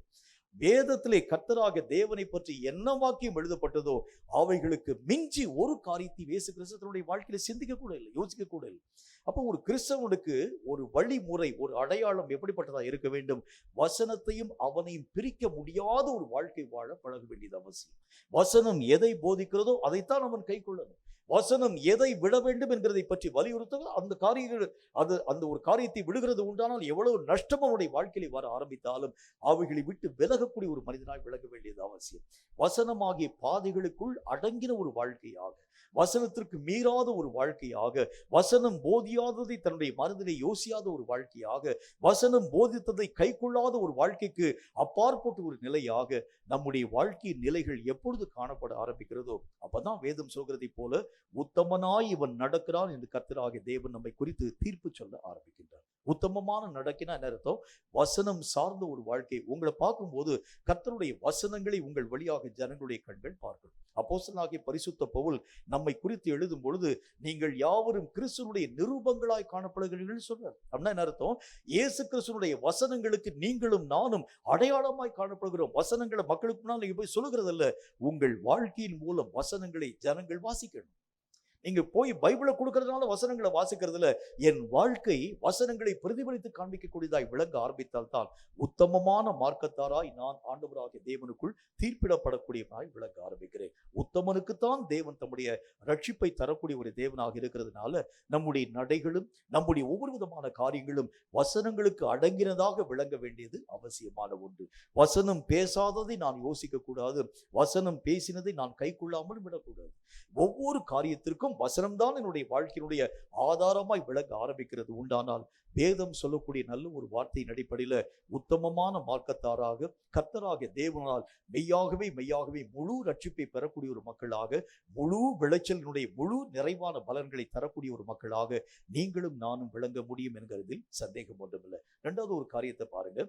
ஒரு மனுஷனுடைய வாழ்க்கையில கர்த்தராகிய தேவன் என்ன விஷயத்தை நம்மோடு கூட வலியுறுத்த ஆரம்பிக்கிறார் என்று பாருங்கள். ஒரு உத்தமமான வாழ்க்கை என்கிறது எதை குறித்து ஆண்டவராகிய தேவனால் சொல்லப்படுகிறது? மத்தேயு எழுதின சுவிசேஷத்துல 25வது அதிகாரம் 21வது வசனம் இந்த வார்த்தையை நமக்கு சொல்கிறது. மத்தேயு எழுதின சுவிசேஷம் 25வது அதிகாரம் அதுல 21வது வசனத்தை வாசிக்கிறேன் கேளுங்கள். அந்த வசனம் என்ன விதமான வார்த்தையை சொல்கிறது? அவனுடைய எஜமான் அவரை நோக்கி, நல்லது உத்தமமும் உண்மையும் உள்ள ஊழியக்காரனே, கொஞ்சத்தில் உண்மையாய் இருந்தாய், அநேகத்தின் மேல் உன்னை அதிகாரியாக வைப்பேன், உன் எஜமானுடைய சந்தோஷத்திற்குள் பிரவேசி என்றார். தான் கையில கொடுக்கப்பட்டிருக்கக்கூடிய பொறுப்புல ஒரு உண்மை நிலையை காண்பிக்கக்கூடியவன் தான் தேவனாகிய கர்த்தரால் உத்தமனாக தீர்ப்பிடப்பட ஆரம்பிக்கின்றார். நம்மளை நம்பி கர்த்தர் பல விதமான பொறுப்புகளை தந்திருக்கின்றார். ஒருவேளை நீங்க பார்க்கக்கூடிய வேலையா இருக்கலாம், அல்லது உங்க கையில கொடுக்கப்பட்டிருக்கக்கூடிய உங்களுடைய ஆன்மீக வாழ்க்கையா இருக்கலாம், உங்களுடைய கரங்களிலே கொடுக்கப்பட்டிருக்கக்கூடிய அதாவது பெற்றோர்கள் அல்லது பிள்ளைகளை வளர்க்கக்கூடிய ஒரு பொறுப்பா கூட இருக்கலாம். எப்படிப்பட்ட பொறுப்புகளை கர்த்தராகிய தேவன் தர ஆரம்பித்திருந்தாலும் கூட உங்கள் பொறுப்புகள்ல தேவன் தந்திருக்கக்கூடிய ஒவ்வொரு காரியத்திலும் ஒரு உண்மை நிலையை நீங்கள் காண்பிக்க வேண்டியது அவசியம். கர்த்தர் நம்மை நம்பி பல விதமான காரியங்களை தந்திருக்கிறார். என்னை நான் ரட்சிக்கக்கூடிய ஒரு மனிதனாக கர்த்தருடைய ராஜ்யத்துக்குள்ள நான் நிற்க வேண்டும் என்கிற ஒரு திராணியை கர்த்தர் நமக்கு ஆண்டவராகிய தேவன் தந்து வச்சிருக்கிறார். இதுல எந்த கரை திரையும் என்னுடைய வாழ்க்கையிலே வராத அளவிற்கு நான் என்னுடைய நிலைகளை பாதுகாக்கிறேன். 2, ஆண்டவராகிய தேவன் ஒரு சபை எனக்கு தந்திருக்கிறார். இந்த சபையில என்னை கர்த்தர் நாட்டி வைத்ததனுடைய நோக்கம் என்ன? அதுல ஒரு உண்மை எனக்கு இருக்கணும்.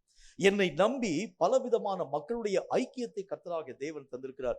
இந்த ஐக்கியத்துல என்னுடைய பங்கு என்ன? அந்த பங்கிலே நான் உண்மைத்தன்மையை நான் நிரூபித்து காண்பிக்க வேண்டும். என் கையை நம்பி கொடுக்கப்பட்டிருக்கக்கூடிய ஒவ்வொரு பொறுப்பிலும் ஒருவேளை அது ஒரு ஜெப ஒரு கூட்டமா இருக்கலாம், அது ஒரு ஊழியத்தினுடைய ஒரு காரியமாய் காணப்பட ஆரம்பிக்கலாம், அல்லது அது ஒருவேளை கர்த்தராகிய தேவனுக்கு கொடுக்கக்கூடிய அநேக விதமான காணிக்கையா இருக்கலாம், அல்லது ஜெபமாய் என்ன காரியமாய் காணப்பட ஆரம்பித்தாலும் ஒவ்வொரு விஷயத்திலும் ஒரு உண்மைத்தன்மையை நீங்கள் கர்த்தருக்கு முன்பதாக காண்பிக்கணும். இப்படி உண்மையாய் ஒரு மனிதன் நடக்கிறவனைத்தான் கர்த்தருடைய வேதம் சொல்லக்கூடிய வார்த்தையின் அடிப்படையில உத்தம மார்க்கத்தான் என்று கர்த்தராகிய தேவன் சொல்ல ஆரம்பிக்கிறார். இந்த மனுஷனுடைய உண்மை நிலைகளை பற்றி நாம் மெய்யாகவே கற்க வேண்டியது அவசியம். நல்லது உத்தமமும் உண்மையும் உள்ள ஊழியக்காரனே என்று அந்த எஜமான் அவனை பார்த்து சொன்னதற்கு என்ன காரணம்னு பாருங்களேன். எஜமான் கையில கையில கொடுத்திருக்கக்கூடிய தாளந்துகளை பற்றி ஒரு வார்த்தையும் சொல்லாம இந்த எஜமான் தூர தேசத்துக்கு கடந்து போயிட்டார். எஜமானுடைய கண்களுக்கு மறைவாக ஒரு மனிதன் கடந்து போகும் பொழுது எதை வேண்டுமானாலும் செய்யக்கூடியவனாக விளங்க ஆரம்பிக்கிறத பார்க்க முடியும். என்ன வேணாலும் செய்வான். எஜமான் வரும்போது சின்ன ஒரே ஒரு நடிப்பு நடிச்சாலே போதும், எஜமான் அந்த காரியங்களை மயங்கிடுவார். ஆனால் இந்த மனிதன் செய்திருக்கக்கூடிய காரியங்களை பாருங்க. எஜமான் இருந்தாலும் இல்லாமல் போனாலும் என் கையில கொடுக்கப்பட்டிருக்கக்கூடிய பொறுப்பை நான் என்னுடைய வாழ்க்கையிலே சரிவர நிறைவாக்க வேண்டியது அவசியம். எஜமானுடைய கண்கள் மறைஞ்சிருச்சு. எஜமானுடைய கண்களுக்கு நான் தொலை தூரமாய் காணப்பட ஆரம்பிக்கிறேன். ஆகவே என்னுடைய மனம் போன போக்கின்படி நான் நடப்பேன் என்று சொல்லி இந்த மனுஷன் யோசிச்சு பார்க்காம எஜமான் பார்த்தாலும் பாராமல் போனாலும் தந்த பொறுப்பிலே ஒரு உண்மைத்தன்மையை தன்னுடைய வாழ்க்கையிலே நிறைவாக்கக்கூடியவனாய் விளங்க ஆரம்பித்தார்.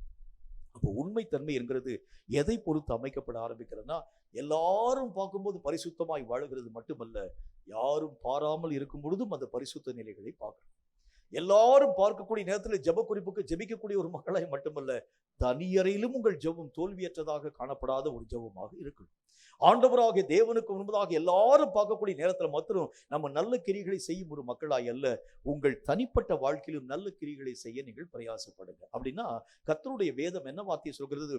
மனிதர்கள் பார்த்தாலும் பாராமல் போனாலும், அல்லது நம்முடைய எல்லா விதமான காரியங்களும் எல்லா மக்களுடைய கண்களுக்கும் அப்பாற்பட்டதாய் விளங்க ஆரம்பித்தாலும், ஒவ்வொரு இடத்திலும் உங்கள் உண்மை நிலைகளை நீங்கள் நிரூபிக்க வேண்டியது அவசியம். உங்களுடைய ஒவ்வொரு காரியத்திலும் தேவன் தந்த கடமைகள்ல, தேவன் தந்த பொறுப்புல, தேவன் தந்த ஒவ்வொரு விதமான உத்தரவாதம் பண்ணக்கூடிய கணக்குகள்ல நீங்களும் நானும் உங்களுடைய உண்மை நிலைகளை நிரூபித்து காண்பிக்க வேண்டியது அவசியம். கர்த்தர் பார்க்கிறார் என்பதற்காக அல்ல, பாராமல் இருந்தாலும், கர்த்தராகிய தேவன் என்னை அறிகிறார் என்பதற்காக அல்ல, அறியாமல் காணப்பட ஆரம்பித்தாலும், மனிதர்கள் பார்க்கிறார்கள் என்பதற்காக அல்ல, மனிதர்கள் பாராமல் காணப்பட ஆரம்பித்தாலும், என் நிலையிலேயே தேவன் தந்த ஒவ்வொரு காரியத்திலும் ஒரு உண்மை தன்மையை நான் நிரூபிக்க பழக வேண்டியது அவசியம். இப்ப நம்ம கையை நம்பி எத்தனை விதமான பொறுப்பை கர்த்தர் தந்திருக்கிறான்னு பாருங்க. நம்முடைய வாழ்க்கையில ஏன் நிறைந்த பலன்கள் வரவில்லை என்று சொன்னால், பல நேரங்களில் உத்தமமாய் நடவாது இருக்கக்கூடிய உண்மையற்ற நிலைகள் நம்முடைய வாழ்க்கையில காணப்பட ஆரம்பிக்கிறது. ஒரு ஒரு ஒரு மனுஷனுடைய வாழ்க்கையில எப்ப நிறைய பொறுப்பை கொடுப்பாங்க நீங்களா யோசிச்சு பாருங்க. இப்ப ஒரு ஒரு வேலையை நீங்க செய்றீங்க, அந்த வேலையை செய்யக்கூடிய உங்களுடைய ஒவ்வொரு விதமான அந்த வழிகளையும் ஜனங்களுடைய கண்கள் பார்க்கிறது. அவங்க பார்க்குறாங்க, அதாவது அந்த வேலையை கொடுக்கக்கூடிய எஜமானுடைய கண்கள் பார்க்கிறது. இவன் அந்த வேலையை ரொம்ப நேர்த்தியா செய்கிறான், செயல்பட அந்த காரியங்கள் யாவரையும் திறமையா செய்ய ஆரம்பிக்கிறான், ஓய்வு ஒழிச்சல் இல்லாமல் செய்ய ஆரம்பிக்கிறார் என்பதை பார்க்கக்கூடிய எஜமான் இன்னும் மேலதிகமாக பல விதமான பொறுப்புகள் யாவற்றையும் தர ஆரம்பிக்கின்றனர். சில நேரங்கள் அந்த எஜமானுக்கு முன்பதாக நீங்களும் நானும் சரியாக வேலை பார்க்காம சோம்பி திரிகிறோம் என்று வைத்துக் கொள்ளுங்களேன், மேலதிகமாக ஒரு வேலையை எஜமான் தரவே மாட்டார். இப்ப நம்முடைய வாழ்க்கையை பாருங்க, ஏன் கர்த்தர் இன்னும் நம்முடைய கரங்களை நம்பி நிறைய பொறுப்பை தரல? ஒரே ஒரு பொறுப்பு நம்முடைய கையில கர்த்தர் தந்திருக்கிறார், அதுக்கு மேல ஒண்ணுமே கொடுக்கல. காரணம் என்ன? தேவனுக்கு முன்பதாக நீங்களும் நானும் உண்மையா இல்லை, அதான் காரணம், அதான் ரீசன். இன்னும் மேலதிகமான பொறுப்புகள் எப்ப என்னுடைய வாழ்க்கையிலே கொடுக்கப்பட ஆரம்பிக்கும் சொன்னா, கர்த்தருடைய கண்களுக்கு முன்பதாக நீங்களும் நானும் உண்மை உள்ளவர்களாய் நம்முடைய நிலைகளை காண்பிக்க வேண்டியது அவசியம். உண்மை உள்ளவனை தான் நம்பி பரிபூர்ணமான காரியங்களை கர்த்தராகிய தேவன் தருகிறார். பொறுப்பு தருகின்றார், கிருபையை தருகின்றார், ஒவ்வொரு விதமான ஊழியத்தை தருகின்றார், ஒவ்வொரு விதமான தீர்க்க தரிசனங்களை தருகின்றார், தரிசனங்களை தருகிறார், சொப்பனங்களை தருகிறார். இன்னைக்கு நீங்களும் நானும் போய் கர்த்தருடைய சமூகத்தில் போய் நம்ம ஜெபிக்க ஆரம்பிக்கிற, ஏன் ஆண்டவரே அவங்களுக்கெல்லாம் இங்கே தரிசனம் கொடுக்குறீங்க, இவங்களுக்கெல்லாம் சொப்பனம் கொடுக்குறீங்க, இவங்களுக்கெல்லாம் ஆண்டவராகிய தேவனுடைய நாமத்தினாலே உண்மை முகமுகமாய் பார்க்கக்கூடிய அனுபவங்கள்லாம் தரீங்களே, எங்களுக்கெல்லாம் ஏன் தரல? கர்த்தர் நம்மளை பார்த்து கேட்பார், உனக்கு ஏன் நான் தரணும்? நான் கொடுத்திருக்கக்கூடிய எந்த காரியத்திலையும் உன்னுடைய உண்மை நிலையை நீ உன்னுடைய வாழ்க்கையில் நிரூபிச்சு காமிச்சு. ஆண்டவராகிய தேவன் பலவிதமான பொறுப்புக்குரிய காரியங்களை தர ஆரம்பித்திருந்தாரே, அந்த பொறுப்புல நீ எப்படி உன்னுடைய நிலைகளை காத்துக்கொள்ள ஆரம்பிச்ச? இப்படி கர்த்தர் கேட்கக்கூடிய நேரத்துல உங்கள் வாழ்க்கையும் என்னுடைய வாழ்க்கையிலும் குற்றம் பிடிக்கப்படாததா இருக்கிறது உண்டானால், மேலதிகமான பொறுப்புகள் நம்முடைய வாழ்க்கையிலே தரப்பட ஆரம்பிக்கிறத பார்க்க முடியும். தேவனுடைய கரங்கள்ல உங்களுக்கு ஒரே ஒரு வேலையை நீங்க பாக்குறதுக்காக கர்த்தர் அதாவது நம்ம இந்த உலகத்துல கர்த்தராக தேவன் அனுமதிக்க மாட்டார். சில பேருக்கு சில விதமான மக்களுக்கு ஒரே ஒரு வேலையை மாத்திரம் கர்த்தர் வச்சு அந்த வேலை முடிச்ச உடனே தம்முடைய ராஜ்யத்தை கூட்டிட்டு போயிடுவார். ஆனால் இந்த உலகத்திலே உருவாக்கப்பட்டிருக்கக்கூடிய எல்லா விதமான மக்களுக்கும் அவரவர்களுடைய திறமையை அறிந்து ஆண்டவராகிய தேவன் தாளந்துகளை தருகிறார். முதல் மனுஷனுடைய திறமையை கடவுளுடைய கண்கள் பார்த்த பொழுது 5 தாளந்தை அவன் மெய்யாகவே பயன்படுத்தக்கூடிய திறமை அவனுக்கு உள்ளே இருக்கிறதை பற்றி கர்த்தருடைய கண்கள் பார்த்தது. 2வது மனுஷனை கர்த்தர் பார்க்கும் பொழுது இவன் கையில 5 தாளந்து கொடுத்து அவனால திறமையான ஒரு காரியத்தை செய்ய முடியாது என்பதை பார்த்த கர்த்தர் அவன் கையில 2 தாளந்தை கொடுக்க ஆரம்பித்தார். இன்னொரு மனுஷனுடைய கரங்களை இவன் கையில 5 தாளந்து கொடுத்தாலும் செலவு பண்ண மாட்டான். பின்பதாக 2 தாளந்து கொடுத்தாலும் இவனால் பயன்படுத்தப்பட முடியாது. 1 தாளந்தை அவனுடைய கரங்களிலே கொடுக்கலாம் என்று சொல்லி அந்த எஜமான் அவனை மெய்யாகவே நிதானித்து பார்க்க ஆரம்பித்தார். கொடுக்கப்படக்கூடிய பொறுப்புகள் எல்லாம் நிதானிக்கப்படாமல் கொடுக்கப்படக்கூடியவைகள் இல்ல, உங்களுடைய தகுதிகளையும் திறமைகளையும் ஆண்டவராகிய தேவன் நிதானித்து பார்த்தே பொறுப்புகளை தருகிறார். இப்ப நீங்க யோசிச்சு பாருங்க, ஏன் நம்முடைய கையில ஒரு பொறுப்பும் வரலன்னு சொன்னா, தேவனுக்கு முன்பதாக நீங்களும் நானும் நிறைவுள்ளவர்களாய் காணப்படல. அதான் காரணம். உண்மையற்றவர்களாய் இருக்க ஆரம்பிக்கிறதுனால நம்மள ஆண்டவராகிய தேவனால் நம்ப முடியல. இவன் கையில இந்த ஒரு காரியத்தை கொடுத்து அவனால் செய்ய மாட்டான். ஒரே ஒரு விஷயத்தை தான் கொடுத்தேன், இதுலயே இவ்வளவோ தூரம் ஒரு பெரிய ஒரு ஜவ்வா இழுத்துக்கொண்டு வருகிறது உண்டானா, இவனை நம்பி நான் இன்னும் எத்தனை விதமான பலவிதமான பொறுப்புகளை தர முடியும்? கர்த்தர் பார்ப்பார். அப்ப ஆண்டவருடைய வேதம் சொல்கிறதை போல உத்தமமான நடக்கை என்பது எதை குறித்து அமைக்கப்பட ஆரம்பிக்கிறது என்று சொன்னா, உங்க கையில கொடுக்கப்பட்டிருக்கக்கூடிய சின்ன வேலையோ பெரிய வேலையோ, அந்த வேலையை நீங்களும் நானும் ஓய்வு ஒழிச்சல் இல்லாமல் முதல் காரியம் செஞ்சு முடிச்சிடும். என்ன பொறுப்பை ஆண்டவராக தேவன் தர ஆரம்பித்திருந்தாலும் ஒரு உத்தமமான நடக்கை, ஒரு உண்மையுள்ள ஒரு மனம் நம்முடைய வாழ்க்கையிலே காணப்படுகிறது உண்டானால் அந்த பொறுப்பை குறித்து நீங்களும் நானும் ஓய்வு ஒளிச்சல் இல்லாமல் இயங்கும் ஒரு மக்களாக விளங்க ஆரம்பிக்கிறதை பார்க்க முடியும். அடுத்த ஒரு காரியமாக கர்த்தராகிய தேவனுடைய வேதம் மற்றும் ஒரு விஷயத்தை நமக்கு சொல்கிறது. நம்முடைய வாழ்க்கையிலே தேவனுடைய ரட்சிப்பினுடைய மகிமை நம்முடைய வாழ்க்கையிலே வர வேண்டும் என்றால் நம்முடைய நிலைகள் எப்படி காணப்பட வேண்டும் என்று கர்த்தராகிய தேவன் நமக்கு சுட்டி காண்பிக்கிறார் என்று பாருங்கள். 2 கொரிந்தியரின் புஸ்தகம் 7வது அதிகாரம் 10வது வசனம் இந்த வார்த்தையை நமக்கு சொல்லுகிறது. 2 கொரிந்தியர் 7வது அதிகாரம் 10வது வசனம் இந்த வார்த்தையை சொல்லுகிறது. அதை நான் உங்களுக்கு வாசிக்கிறேன் பாருங்க. அது என்ன விதமான வார்த்தையை நமக்கு சொல்லுகிறது? தேவனுக்கு ஏற்ற துக்கம் பின்பு மனஸ்தாபப்படுவதற்கு இடமில்லாமல் ரட்சிப்புக்கு ஏதுவான மனம் திரும்புதலை உண்டாக்குகிறது. லௌகீகமான துக்கமோ மரணத்தை உண்டாக்குகிறது. 2வது காரியத்துல கர்த்தருடைய வேதம் என்ன வார்த்தையை சொல்றதுன்னா, ஒரு மனுஷனுடைய வாழ்க்கையினுடைய ரட்சிப்பு எதை பொறுத்து அமைக்கப்படுகிறதுனா, தேவனுக்கு ஏற்ற துக்கம். இன்னும் கர்த்தருடைய பணியிலே நான் சோர்வாக காணப்படுகிறேன். இந்த ஒரு துக்கம் நம்முடைய வாழ்க்கையில இருக்கணும். எல்லா காரியத்தையும் நான் செஞ்சு முடிச்சுன்னு சொல்லி கர்த்தருக்கு முன்பதாக இருக்கக்கூடிய ஒரு மனிதனாய் அல்ல, இன்னும் என் கையில ஆண்டவராக தேவன் பல காரியங்களை தந்து வைத்திருக்கின்றார், இவைகளில் நான் இன்னும் உண்மையற்றவனாய் காணப்பட ஆரம்பிக்கிறேன் என்று சொல்லி ஒவ்வொரு விஷயத்திலும் தேவனுக்கு ஏற்ற துக்கம் நம்முடைய உள்ளத்தின் ஆழத்திலே பெரிதாய் பெரிதாய் பாதிக்க வேண்டியது அவசியம். நிறைய நேரங்கள்ல ஆண்டவராக தேவனுடைய வழிகளில் நீங்கள் தான் திருப்தி அடைய ஆரம்பிச்சோம். தேவன் தந்த ஒரு சின்ன ஒரு விஷயத்தில் நீங்கள் நான் திருப்தி அடைய ஆரம்பிச்சிடும். இல்ல கர்த்தர் நம்மை நம்பி பலவிதமான காரியங்களை வச்சிருக்கிறார். ஆண்டவராகிய தேவனுடைய நாமத்தினாலும் பல தீர்க்கதரிசிகள், நான் அதை பல முறை என்னுடைய செய்தியிலே சொல்லியிருக்கக்கூடிய காரியங்களை மீண்டும் நான் உங்களுக்கு சொல்ல வேண்டும் என்று ஆசைப்படுகின்றேன். சில தீர்க்கதரிசிகள் கர்த்தராகிய தேவனுக்கு ரொம்ப நம்பிக்கைக்கு பாத்திரமுள்ளவர்களாய் காணப்பட ஆரம்பிச்சாங்க. அதிலே குறிப்பாக தீர்க்கதரிசியாகிய எரேமியா ஆண்டவராகிய தேவனுடைய மனதிற்கு ரொம்ப நம்பிக்கை உள்ளவனாய் காணப்பட ஆரம்பிச்சதுனால தேசத்திலே காணப்படக்கூடிய மக்களுடைய ஒவ்வொரு நிலைகளையும் பற்றி கர்த்தராகிய தேவன் எரேமியா தீர்க்கதரிசியோடு கூட பேச ஆரம்பித்தார். எரேமியாவோடு கூட கர்த்தர் பேசக்கூடிய வார்த்தைகளை எடுத்து வாசி பார்த்தீங்கன்னா, கர்த்தருடைய ஒவ்வொரு மன கிளேசங்களையும் உங்களாலும் என்னாலும் அறிய முடியும். மறைவிடங்களிலே இந்த ஜனங்களுடைய பெருமை நிமித்தமாக நான் இரவும் பகலும் கண்ணீர் வடிக்கிறேன் எரேமியா. இவர்களுடைய ஒவ்வொரு விதமான காரியங்களுக்காக நான் மெய்யாகவே புலம்பி எழ ஆரம்பிக்கிறேன் எரேமியா. இந்த ஜனங்களுடைய மனம் திரும்பாது இருக்கக்கூடிய கடினமான மனது நிமித்தமாக நான் வேதனைப்படுகிறேன். ஒவ்வொரு இரவிலும் ஒவ்வொரு விதமான சூழ்நிலைகளிலும் கூட நான் மெய்யாகவே வேதனைப்பட ஆரம்பிக்கிறேன் என்று சொல்லி எரேமியாவோடு கூட கர்த்தர் இத்தனை விதமான தன்னுடைய மனதின் பாரங்கள் யாவற்றையும் பேசுவதற்கு காரணம் என்ன தெரியுமா? ஒரே ஒரு விஷயம்தான், தேவனுக்கு ஏற்ற துக்கம் அவருடைய உள்ளத்திலே காணப்படக்கூடியதாய் விளைந்துச்சு. அவர் மாதிரியே அவர் துக்கப்பட ஆரம்பிச்சார். எரேமியா ஆண்டவராக தேவனை நோக்கி ஜெபிக்கக்கூடிய ஒரு தருணத்தை பற்றி கர்த்தருடைய வசனத்தை வாசிக்க முடியும். 9வது அதிகாரம் 1வது வசனத்துல கர்த்தராகிய தேவனை நோக்கி எரேமியா தீர்க்கதரிசி பேசுகின்றார். என் தலை தண்ணீரும் என் கண்கள் கண்ணீர் ஊற்றுமாய் மாறினால் நலமாய் இருக்கும். என்னுடைய ஜனமாகிய குமாரத்தி கொலை உண்ண கொடுத்திருக்கக்கூடிய இந்த தேசத்திற்காக இரவும் பகலும் நான் புலம்பி எழுவேன் என்று சொல்லி ஆண்டவராகிய தேவனை நோக்கி ஜெபிக்கக்கூடிய அந்த நிலைகளை நாம் மையாகவே பார்க்க முடியும். வசனத்துல கர்த்தராகிய தேவனுக்குள் காணப்பட்ட அதே பாரம் மாதிரி எரேமியாவுடைய வாழ்க்கையிலும் அதே விதமான நிலைகள் காணப்பட ஆரம்பிச்சதுனாலதான் கர்த்தர் பலவிதமான நிலைகளை எரேமியாவோடு கூட பேச ஆரம்பித்தார். உங்களுக்கு நான் ஒரே ஒரு காரியத்தை சொல்ல வேண்டியது அவசியம். உங்கள் ஒவ்வொருவருக்கும் கர்த்தராகிய தேவனிடத்திலே பலவிதமான செய்திகள் உண்டு. பலவிதமான காரியத்தை உங்கள்கிட்ட பேசணும்னு கர்த்தர் மெய்யாகவே வாஞ்சி உள்ளவராய் காணப்படுகிறார். ஆனா நாம் அதற்கு இடம் கொடாத ஒரு மக்களாக உலகத்தின் மேலும் உலகத்திலே காணப்படக்கூடிய பலவிதமான அந்த உலக பிரகாரமான ஆசையின் மேலும் நம்முடைய மனதை நாம் திசை திருப்ப ஆரம்பிக்கிறதுனால தேவனாகிய கர்த்தரால் நமக்கென்று வைக்கப்பட்டிருக்கக்கூடிய செய்திகளை பெற முடியாம நீங்களும் நானும் காணப்பட ஆரம்பிக்கிறோம். வசனத்துல ஆண்டவராகிய தேவன் எதை விருப்பப்படுகிறார்னா, உங்கள்கிட்ட நிறைய விஷயத்தை ஷேர் பண்ணணும்னு கர்த்தர் நிறைய செய்தி வச்சிருக்கிறார். கர்த்தராகிய தேவனால் பேசப்படக்கூடிய பொதுவான செய்திகள் சில உண்டு. பொதுவான செய்திகளை தீர்க்கதரிசிகளின் மூலம் கர்த்தர் பேசுவார். ஆனால் ஒவ்வொரு தனிப்பட்ட மனிதனுக்கும் கர்த்தராகிய தேவனிடத்தில் நிறைய செய்திகள் உண்டு. இவைகளை நாம் பெற்றுக்கொள்ள ஆரம்பிச்சாதான் ஆண்டவராகிய தேவனுடைய திட்டத்தின் முழுமையை நான் என்னுடைய ஓட்டத்தில் நிறைவாக்கி முடிக்க முடியும். இவைகளை நான் பெறுவதற்கு என்ன வழிமுறை உண்டு அப்படின்னா, தேவனுக்கு ஏற்ற துக்கம் என்னுடைய வாழ்க்கையில வரணும். பிதாவாகிய தேவனுடைய விருப்பத்தை காலங்கள் தோறும் அறியக்கூடிய இயேசு கிறிஸ்து, அவருடைய மனமெல்லாம் பிதாவாகிய தேவனுடைய திட்டம் எப்படிப்பட்டதாய் காணப்பட அதன் மேலேயே காணப்படக்கூடியதா இருக்கிறத பார்க்க முடியும். இயேசு தன்னுடைய வாழ்க்கையிலே எந்த விதமான உலக ரீதியான காரியங்களுக்காகவும் தன்னுடைய காய்களை நகர்த்தாதவராக எல்லா நேரத்திலும் பிதாவாகிய தேவன் தன்னை குறித்து என்னென்ன விதமான திட்டங்களை வைத்திருக்கிறார், இவைகளையே விருப்பப்படக்கூடியவராய் காணப்படுகிறதை பார்க்க முடியும். ரொம்ப வருஷத்துக்கு முன்பதாக நான் ரட்சிக்கப்பட்ட ஆரம்ப நாட்கள்ல ஏரோது என்கின்ற மன்னனின் மூலமா எழுதப்பட்ட ஒரு சின்ன ஒரே ஒரு கடித துணுக்கு ஒன்று என் கையில வச்சிருந்தேன். அதை வந்து ரொம்ப நாள் வந்து என்னுடைய பைபிளை நான் ஒட்டி வச்சிருந்தேன். அது ஃபாரின்ல இருந்து யாரோ என் கையில கொடுத்திருந்தது. அதில் எழுதப்பட்டிருக்கக்கூடிய ஒரே ஒரு குறிப்பை நான் உங்களுக்கு சொல்ல வேண்டியது அவசியம். அந்த குறிப்பில் அவர் என்ன சொல்லியிருக்கின்றார் அப்படின்னா வந்து, ஆண்டவராக இயேசு கிறிஸ்துவை நான் மெய்யாகவே அறிந்திருக்கிறேன்.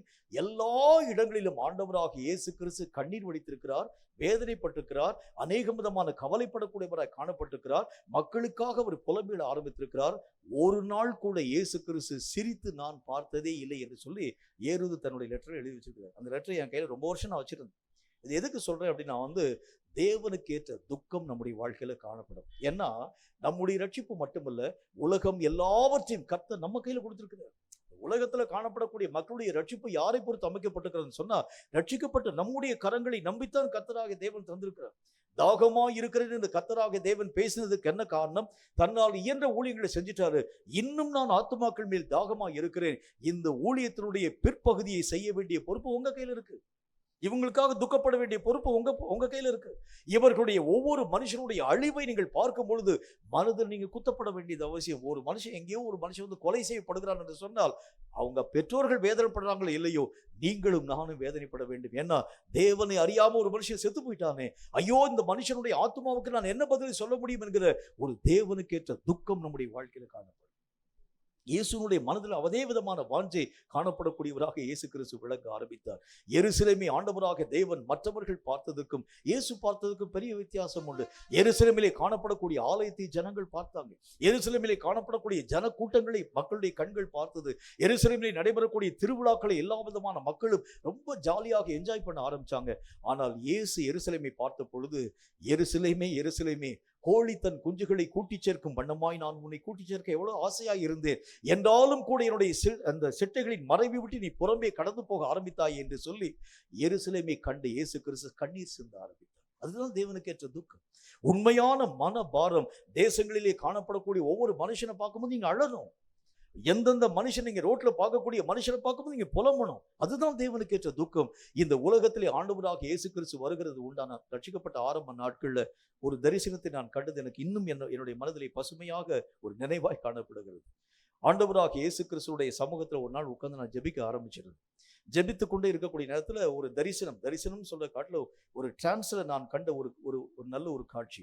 அது இன்னைக்கு வரைக்கும் என்னுடைய மனசை விட்டு நீங்காத ஒரு பசுமையாக காணப்படக்கூடிய ஒரு காட்சி. அது என்ன அப்படின்னா வந்து, ராமநாதபுரத்தில் நான் இருக்கக்கூடிய நேரத்துல அதுல வந்து ஃபாஸ்டிங்கிறது ஒரு 40 நாள் ஃபாஸ்டிங்கிறது நான் ஜெபித்து கொண்டு இருக்கக்கூடிய நேரத்துல எங்களுடைய ராமநாதபுரம் வீதிகள்ல திடீரென்று மக்களுடைய கூட்டம் எங்கும் அங்கும் ஏராளமான மக்கள் ஏதோ ஒரு இடத்தை நோக்கி ஓடிட்டு இருக்கிறாங்க.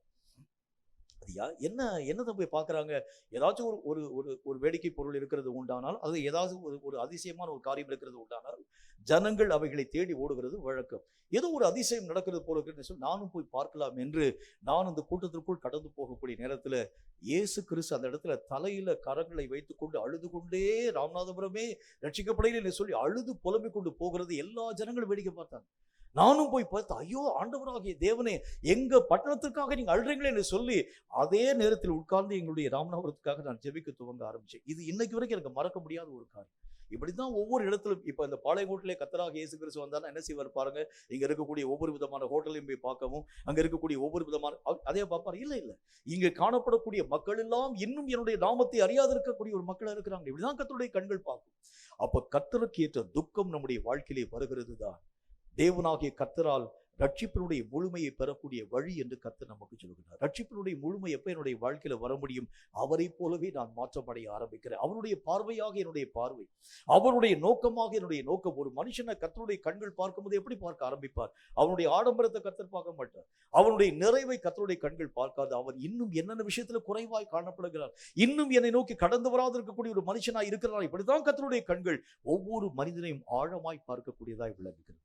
தேவனுக்கு ஏற்ற துக்கம் நிறைந்த ஒரு மக்களாய் நீங்களும் நானும் விளங்க ஆரம்பித்தால்தான் தேவனுடைய ரட்சிப்பின் முழுமையை நாம் நம்முடைய வாழ்க்கையிலே தடையில்லாமல் பெற்றுக்கொள்ள முடியும். இன்னொரு வார்த்தையை பாருங்க, அப்போஸ்தலர் நடபடிகள்ல அதுல 16வது அதிகாரம் 31வது வசனம் இந்த வார்த்தையை நமக்கு சொல்கிறது. அப்போஸ்தலர் அதுல 16வது அதிகாரம் 31வது வசனம் இந்த வார்த்தையை நமக்கு சொல்கிறது. அதை நான் உங்களுக்கு வாசிக்கிறேன், கேளுங்க.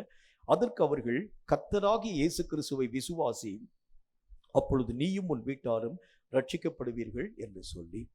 3வது காரியம், ரட்சிப்பினுடைய நிறைவு நம்முடைய வாழ்க்கையில வரணும்னா எல்லா இடங்களிலும் கர்த்தரை நீங்கள் விசுவாசியுங்கள். சில நேரங்கள்ல விசுவாசிக்க முடியாத சூழ்நிலைகள் எல்லாம் நமக்கு எதிராக கடந்து வரக்கூடிய நிலைகளை பார்க்க முடியும். இதுக்கு நல்ல ஒரு உதாரணத்தை உங்களுக்கு நான் சொல்றேன் பாருங்க. ஆண்டவராகிய தேவனுடைய நாமத்தினால அப்போஸ்தலனாகிய பேதுருவும் சரி, ஆண்டவராகிய தேவனுடைய நாமத்தினால அப்போஸ்தலனாகிய பரிசுத்த பவுலும் சரி, சிறைச்சாலையிலே அடைக்கப்பட்டிருக்கக்கூடிய ஒரு நேரம். அவங்களுக்கு விடுவிக்கப்படக்கூடிய சூழ்நிலைகள் ஒண்ணுமே கிடையாது. ஏனென்றால் இவர்கள் அடைக்கப்பட்டிருக்கனுடைய முகாந்திரம் என்ன அப்படின்னா ஜனங்களை கலகப்படுத்தினார்கள். ஆண்டவராகிய இயேசு கிறிஸ்து மரித்தவனை இன்றைக்கும் உயிரோடு கூட இருக்கிறார் என்று சொல்லி பேசி அவனுடைய இரத்தப்பழியை எங்கள் மேல் சுமத்துகிறார்கள் என்பதற்காக இயேசுவின் நிமித்தமாக இவர்கள் அடைக்கப்பட்டவர்களாய் விளங்கினார். பேதுருவும் சரி, ஆண்டவராகிய தேவனால் கர்த்தருடைய ஊழியத்தை செய்திருக்கக்கூடிய இந்த பவுல் அப்போஸ்தலனும் சரி, இந்த 2 பேரும் கர்த்தருடைய நாமத்தினாலே சிறையிலே காணப்பட்டிருக்கக்கூடிய நேரம். இப்ப இவங்களை பற்றி யாராகிலும் மனுஷனுடைய ரெக்கமெண்டேஷனோடு கூட கடந்து போய் இவர்களை சிறையிலே அடைத்திருக்கக்கூடிய மக்கள்கிட்ட போய் நம்ம பேசுகிறது உண்டானால் நிச்சயமா இவர்களுக்கு விடுதலை என்கிறது சாத்தியமற்ற ஒன்று, வரவே வராது. ஏன்னா இவங்க எந்த குற்றத்திற்காக அடைக்கப்பட்டிருக்கிறாங்க அப்படின்னா மக்களை கலகப்படுத்தக்கூடிய காரியங்களை உருவாக்க ஆரம்பிச்சாங்க என்பதற்காக சிறையிலே அடைக்கப்பட்டிருக்கக்கூடிய ஒரு பெரிய ஒரு சிறைக்கு கர்த்தராகிய தேவனுடைய நாமத்தினால கர்த்தருடைய ஜனங்கள் யாவரும் இணைந்து பேதுருவுக்காக ஜெபிக்கிறார். கர்த்தருடைய நாமத்தினால அப்போஸ்தலனாகிய பரிசுத்த பவுல் அந்த இரவு நேரத்திலே எல்லா விதமான மக்களும் அயர்ந்து உறங்கக்கூடிய நேரத்துல அவர்கள் கர்த்தருடைய நாமத்தை ஸ்தோத்திரம் பண்ண ஆரம்பிச்சாங்க. என்ன ஸ்தோத்திரம் பண்ண ஆரம்பிக்கிறாங்க? கர்த்தர் எந்த காரியங்களையும் செய்யக்கூடிய வல்லமை பெற்றார். அவரால் எல்லா காரியத்தையும் செய்து முடிக்க முடியும். சிறை கதவுகளை கூட உடைக்க முடியும். ஆண்டவராகிய தேவனுடைய நாமத்தினால இவர்கள் கர்த்தருடைய நாமத்தை துதித்து பாடல் பாடி கொடுக்கக்கூடிய நேரத்துல வசனத்துல பாருங்க, அந்த இடத்திலே சிறைச்சாலைகள் எல்லாம் அதிரக்கூடிய அளவிற்கான காரியங்கள் உருவாக்கப்பட்டது. இது அநேக விதமான வல்லுநர்கள் சொல்ல ஆரம்பிக்கிறாங்க, இது ஒருவேளை ஒரு நில அதிர்ச்சியாய் காணப்படலாம் அப்படிங்கிறத பத்தி. ஆனா கொஞ்சம் யோசிக்க, நில அதிர்ச்சியாய் காணப்படுகிறது உண்டானால் அந்த சிறையே அப்படி இடிஞ்சு விழுந்திருக்கும், அப்படித்தானே? நில அதிர்ச்சியா இருக்கிறதுனா அதாவது அந்த ஜெயில ஒண்ணுலாம் உடைஞ்சிருக்கும். ஆனா இதுல எந்த காரியமும் உருவாக்கப்படல, சிறையும் உடையல, அங்க இருக்கக்கூடிய மக்களுக்கும் சேதம் வரல. இந்த நில அதிர்ச்சி ஒரே ஒரு காரியத்தை உருவாக்கிட்டு சிறை கதவை மாத்திரம் ஓபன் பண்ணி விட்டுச்சு, அவ்வளவுதான். அப்படின்னா இது எதனால் வந்தது அப்படின்னா, விசுவாசம் ஒரு மனுஷனுடைய வாழ்க்கையில எதையும் சாதிக்க வல்லமை உள்ளது. அப்பதான் அந்த ரட்சிப்பினுடைய முழுமையை நம்ம பெற முடியும். ரட்சிப்பு என்கிறது எதை பொறுத்து அமைக்கப்படுகிறது? இந்த பயங்கரமான நில அதிர்ச்சியின் மூலமாக மக்களுடைய உயிருக்கும் சேதம் இல்லை, சிறை கதவுகளுக்கும் சேதம் இல்லை, அங்கு காவல் காக்கக்கூடிய மக்களுக்கும் சேதம் இல்லை, அங்கு கர்த்தருடைய நாமத்தை துதித்திருக்கக்கூடிய அப்போஸ்தலனாகிய அதாவது இந்த பரிசுத்த பவுலுக்கும் சேதம் இல்லை. ஒரே ஒரு காரியம் உருவாக்கப்பட்டது. என்ன காரியம் உருவாக்கப்பட்டது? சிறையிலே காணப்பட்டிருக்கக்கூடிய அந்த பூட்டு திறந்து கதவு திறந்து விட்டது, அவ்வளவுதான். வேற ஒண்ணுமே நடக்கல. அப்படின்னா ஒரு மனுஷனுடைய வாழ்க்கையிலே வரக்கூடிய விசுவாசம் எத்தனை பெரிய மாற்றங்களை உருவாக்கக்கூடிய வல்லமை உள்ளது என்று பாருங்கள். பல நேரங்கள்ல அடைக்கப்பட்டிருக்கக்கூடிய இரும்பு கதவுகளை பார்க்கிறோமே தவிர அந்த கதவை திறக்கும் கர்த்தரை நம்முடைய கண்கள் பார்க்கறது இல்லை. கதவை கர்த்தராக தேவன் திறக்க முடியும், பூட்டை கர்த்தராக தேவன் மாற்ற முடியும். எல்லா விதமான மக்களுக்கு முன்பதாக அங்கு காணப்படக்கூடிய சிறைச்சாலையிலே காணப்படக்கூடிய இந்த சிறைத்துறை அதிகாரி கண்டு ஆச்சரியப்பட்டு அந்த ஜனங்களுக்கு முன்பதாக உண்மையிலே கர்த்தராக தேவன் தான் உண்மையான ஜீவன் என்பதை அறிக்கையிடக்கூடிய அளவுக்கு செய்தது எதுன்னு பாருங்களேன். அந்த காவல் அதிகாரி அதுக்கு முன்னாடி வரைக்கும் எப்படி இருந்து பாருங்க, பவுலின் மேலும் அங்கு காணப்படக்கூடிய சீலாவின் மேலும் அநேக விதமான அதாவது உத்தரவுகள் யாவற்றையும் பிறப்பிக்கக்கூடிய ஒரு மனுஷனா அங்க போய் உட்கார போய் என்னடா இந்த ஒரு காரியத்தை செய்ய என்கிறதை பற்றி அதிகாரம் செலுத்தக்கூடிய ஒரு மனிதனாய் விளங்கின இந்த சிறைத்துறை அதிகாரி இப்ப சொல்லுகின்றார், ஆண்டவமாரே ரட்சிக்கப்பட நாங்கள் என்ன செய்ய வேண்டும் என்கிறத பற்றி கேட்கிறார். நாங்க என்ன செய்யணும், நான் ரட்சிக்கப்பட நான் என்ன செய்யணும் கேட்கிறார்.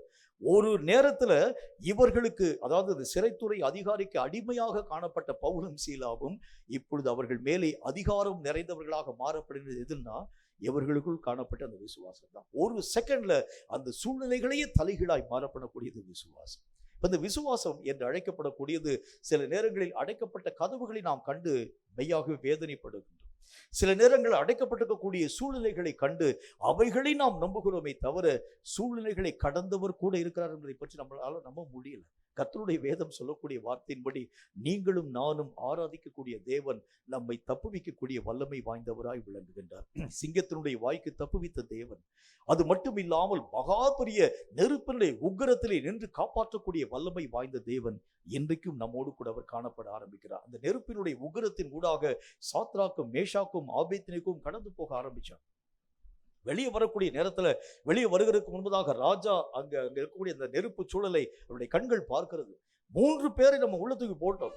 4வது ஒரு மனிதன் அவர்களோடு கூட உலாவுகிறது நான் பார்க்கிறேன். அந்த 4வது மனுஷனுடைய சாயல் தேவ சாயலாக இருக்கிறதை போல நான் பார்க்கிறேன். ஒரு தேவனை அறியாத ஒரு அந்நிய மனுஷனுடைய கண்கள் கர்த்தருடைய தூதனை, ஆண்டவராகிய தேவனுடைய அந்த பரிசுத்தமுள்ள பிரசனத்தை முகமுகமாய் பார்க்கக்கூடிய அந்த நிலைகளை பார்க்கிறோம். இப்ப இந்த 4 பேரையும் அங்க வெளியே இருக்கக்கூடிய அந்த மனிதன் அழைப்பிக்க ஆரம்பிக்கின்றார். சாத்ராக் மேஷாக் ஆபேத்நேகோ என்பவர்களே, நீங்கள் ஆராதிக்கக்கூடிய கடவுள் தான் உண்மையான கடவுள் என்பதை நான் அறிந்து கொண்டு நீங்கள் நெருப்பை விட்டு வெளியே வாருங்கள்னு சொல்கிறார். நெருப்பை விட்டு அவங்க வெளியே வர்றாங்க. அவர்களுக்கு காத்திருக்கக்கூடிய ஆச்சரியம் என்ன? நெருப்பினால் அவர்களுடைய சரீரம் ஒன்றும் சேதமாக்கப்படாது. நெருப்பினால் அவர்களுடைய முடி கூட கருகி போகவில்லை. ரொம்ப முக்கியமானது என்ன? நெருப்பினுடைய மனம் கூட அவர்கள் மேல வீசல. அப்படின்னா கொஞ்சம் யோசிச்சு பாருங்களேன். நெருப்புக்கு பக்கத்துல போய் வேலை பார்த்தாலே மனம் அந்த நெருப்பினுடைய வாடை அடிக்கும். ஆனால் வசனத்துல என்ன காரியத்தை பார்க்கிறோம்? நெருப்பினால் அவர்களுடைய உயிருக்கு பாதகம் இல்லை. நெருப்பினால் அவருடைய சரீரத்திலே காணப்படக்கூடிய முடிக்கு பாதகம் இல்லை. நெருப்பினால் அந்த சரீரத்திலே அந்த நெருப்பினுடைய மனம் கூட வீசாத அளவுக்கு கர்த்தருடைய பாதுகாப்பு விசுவாசிக்கக்கூடிய மனுஷனை எவ்வளவு தூரம் காப்பாற்றுதுன்னு பாருங்க. அப்போ ஒரு மனுஷன் விசுவாசிக்கிறது உண்டானால் எவைகளையும் பெற்றுக்கொள்ளும். அந்த விசுவாசம் தான் ரட்சிப்பை நம்முடைய வாழ்க்கையிலே தரக்கூடிய வல்லமை வாய்ந்தது.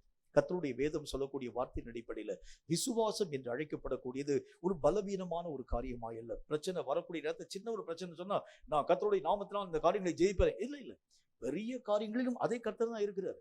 சின்ன காரியங்களை ஜெயிக்கக்கூடிய கர்த்தர் தான் பெரிய விஷயங்களை ஜெயிக்கக்கூடியவராக இருக்கின்றார். சின்ன அதாவது நம்முடைய தேவைகளை சந்திக்கக்கூடிய கர்த்தர் தான் பெரிய சூழ்நிலைகளை மாற்றக்கூடிய வல்லமை பெற்றவராய் விளங்குகிறார். இந்த கர்த்தரை நாம் ஆழமாய் ஆணித்தரமாய் விசுவாசிக்க ஆரம்பிக்கிறது உண்டானால் வேதம் சொல்லக்கூடிய வார்த்தையின் அடிப்படையிலே பெரிய காரியங்களை சாதிக்க நம்மளால முடியும். எல்லா விதமான காரியங்களிலும் கர்த்தருடைய வல்லமைகளை நிரூபித்து காண்பிக்க நம்மால் முடியும். எப்படிப்படிலாம் ஜனங்கள் ஊழியர்களை செய்ய ஆரம்பிச்சாங்க பாருங்க. கர்த்தருடைய நாமத்தினால எத்தனை விதமான மக்கள், எலியா என்கிற மனுஷனுடைய வாழ்க்கையை நம்ம எடுத்து பார்க்கிறோம். 450 பாகால் தீர்க்கதரிசிகளுக்கு முன்பதாக தனி ஒரு மனிதனாக நின்று கொண்டு வானத்திலே இருந்து அக்னியை வருவிக்கப்படக்கூடிய அதிசயத்தை செய்து முடித்த எலியா தீர்க்கதரிசி எங்கே? கர்த்தருடைய நாமத்தினாலே எத்தனை பெரிய காரியங்கள் யாவற்றையும் சாதித்த அநேக விதமான தேவனுடைய பிள்ளைகள் எங்கே? எலியாவுடைய சால்வையை முறிக்கு கொண்டு யோர்தான் நதியின் மேலே அடித்த எலிசா தீர்க்கதரிசி கர்த்தராகிய தேவனுடைய நாமத்தினால் எலியாவின் தேவன் எங்கே என்று சொல்லி அடித்தார். அடித்த மாத்திரத்தில் தண்ணீர் 2ஆய் பிரிவுபட்டு போயிடுச்சு. அந்த வல்லமையெல்லாம் இப்ப எங்க போயிடுச்சு? உங்களாலும் என்னாலும் கர்த்தராகிய தேவனை முழுசுமா நம்ப முடியல. அரைகுறையா நம்புறோம். சூழ்நிலைகளை காட்டிலும் கர்த்தராகிய தேவனை விசுவாசிக்க நம்மளால முடியல.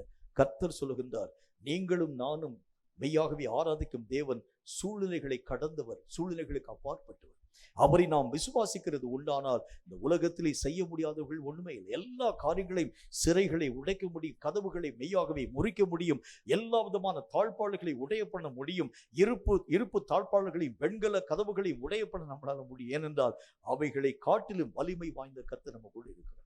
இந்த காரியம்தான் நம்முடைய வாழ்க்கையிலே பெரிய ஒரு ரட்சிப்பின் மகிமையை உருவாக்கி உங்களையும் என்னையும் முழுமை அடைய பண்ண ஆரம்பித்து விடுகிறது. கேட்கும் கர்த்தருடைய பிள்ளையை, வாழக்கூடிய ஒரு வாழ்க்கையை முழுமையான வாழ்க்கையாக வாழ பழகுங்கள். இந்த முழுமை அடையும் ஒரு வாழ்க்கை என்ன அர்த்தம்? முழு நிறைவான பலன். இவன் இந்த பூமியை விட்டு போயிட்டான். மரணத்துக்கு பிறகுதான் ஒவ்வொரு மனுஷனை பற்றியும் அநேக விதமான சாட்சிகள் பேசப்பட ஆரம்பிக்கும். அவன் மரித்த பிறகு ஜனங்களுக்கு முன்னால சொல்லுவாங்க, இவன் நமக்கு எத்தனை அடிச்சூட விட்டு போயிருக்கான் தெரியுமா, எத்தனை காரியங்களை செஞ்சுட்டு போயிருக்கிறான் தெரியுமா, இவன் எவ்வளவு விதமான ஊழியங்களை செஞ்சான், எவ்வளவு ஜெபிக்கக்கூடிய ஒரு மனுஷனா விளங்குனா. இப்படி நீங்களும் நானும் அடிச்சுவடுகளை ஒரு முழுமையான வாழ்க்கையை வாழ்ந்து மற்றவர்கள் உங்களை பின்பற்றக்கூடிய அளவிற்கான ஒரு வாழ்க்கையை வாழ வேண்டும் என்றால் இந்த வாழ்க்கையை நீங்களும் நானும் சரிவர நம்முடைய வாழ்க்கையை பயன்படுத்துகிறது உண்டானால் இனி வரக்கூடிய சந்ததிகளுக்கு நீங்களும் நானும் ஒரு சாட்சி பெற்ற ஒரு மக்களாக பரலோகமும் உங்களை வரவேற்கக்கூடிய அநேக விதமான காரியங்களை உள்ளடக்கிறதாக விளங்க ஆரம்பிக்கிறதை கண்கூடாக உங்களாலும் என்னாலும் பார்க்க முடியும். தலைகளை தாழ்த்தி கண்களை மூடி கர்த்தரை நோக்கி நாம் ஜெபம் செய்வோம். கர்த்தர் பேசின இந்த வார்த்தையின் அடிப்படையில, கர்த்தர் உரைத்த இந்த காரியத்தின் அடிப்படையில நம்முடைய தேசம் நிறைவான பலன்களை தர வேண்டும் என்று சொன்னார். கர்த்தராகிய தேவன் நமக்கு சொல்லக்கூடிய அந்த வார்த்தையிலே கர்த்தருடைய ரட்சிப்பின் நிறைவு நம்முடைய வாழ்க்கையிலே உருவாக்கப்படும் பொழுதுதான் தேவனுக்கு முன்பதாக நிறைந்த பலன்களை தர நம்மால் முடியும் என்று கர்த்தர் நமக்கு சொன்னார். ரட்சிப்பை பெற 3 மார்க்கத்தை நாம் கற்றுக்கொள்ள ஆரம்பித்தோம். 1, உத்தமமாய் நடக்கும் ஒரு மனிதனாக.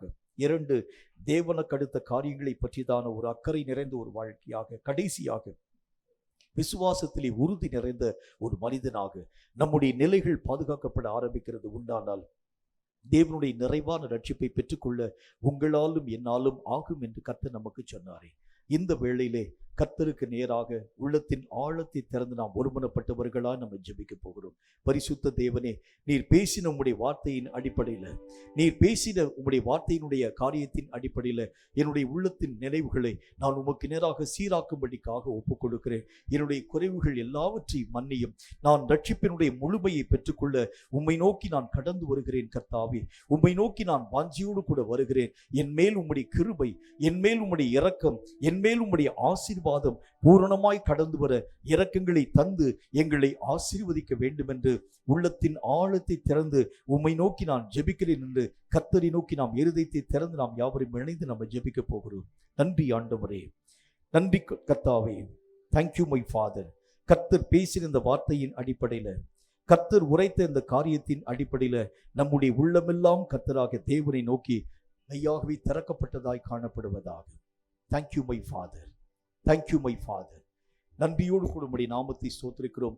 நாம் செய்த எல்லா விதமான பிழைகளையும், நாம் செய்த ஒவ்வொரு விதமான குற்றங்களையும் கர்த்தருக்கு முன்பதாக நாம் அறிக்கையிட போகின்றோம். Thank you my father, thank you my father. நன்றி ஆவியானவரே, நன்றி ஆண்டவரே. தேங்க்யூ மை ஃபாதர், நன்றி ஆவியானவரே. மன்னிப்பு மன்னிப்பு மன்னிப்பு தேவா, மன்னிப்பு மன்னிப்பு தாருமே இறைவா, மன்னிப்பு தாருமே இறைவா. மன்னிப்பு மன்னிப்பு மன்னிப்பு தேவா, மன்னிப்பு மன்னிப்பு தாருமே இறைவா, மன்னிப்பு தாருமே இறைவா.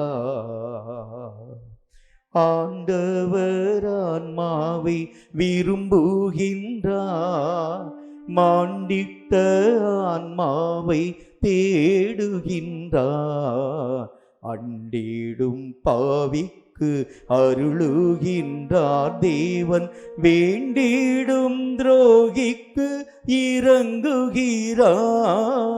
மன்னிப்பு மன்னிப்பு மன்னிப்பு தேவா, மன்னிப்பு மன்னிப்பு தாருமே இறைவா, மன்னிப்பு தாருமே இறைவா. குற்றங்கள் இல்லையே என்று சொன்னால் நம்மை நாம் ஏமாற்றி நலிந்திடுவோம். குற்றங்கள் அனைத்தையும் எடுத்துரைத்தால் தேவன் குற்றத்தை மன்னித்து வாழ்வளிப்பார். மன்னிப்பு மன்னிப்பு மன்னிப்பு தேவா, மன்னிப்பு மன்னிப்பு தாருமே இறைவா, மன்னிப்பு தாருமே இறைவா. மன்னிப்பு மன்னிப்பு மன்னிப்பு தேவா, மன்னிப்பு மன்னிப்பு தாருமே இறைவா, மன்னிப்பு தாருமே இறைவா. மன்னிப்பை நாம் கேட்டு பெற்றுக் கொள்ளுவோம். கர்த்தருக்கு முன்பதாக நீதிபரர்கள் நாம் அல்ல, நாம் இன்றைக்கும் நாம் குற்றம் நிறைந்தவர்களாகவே காணப்படுகின்றோம். கர்த்தருடைய மன்னிப்புக்காக நாம் வேண்டுகிறது உண்டானால், விரும்புகிறது உண்டானால், இந்த குற்றங்களிலே நின்று நம்மை மன்னித்து நம்மை மீண்டும் நம்முடைய ஸ்தானத்திலே நிறுத்த இன்றைக்கும் தேவன் வல்லமையுள்ளவராகவே காணப்படுகின்றார். உள்ளத்தை திறந்து நாம் ஒப்புக் கொடுத்து ஜெபிக்கலாமா? நன்றி ஆவியானவரே, நன்றியோடு கூட உம்முடைய நாமத்தை உயர்த்தி துதித்து நாங்கள் ஸ்தோத்திரித்து மகிமைப்படுத்துகிறோம்.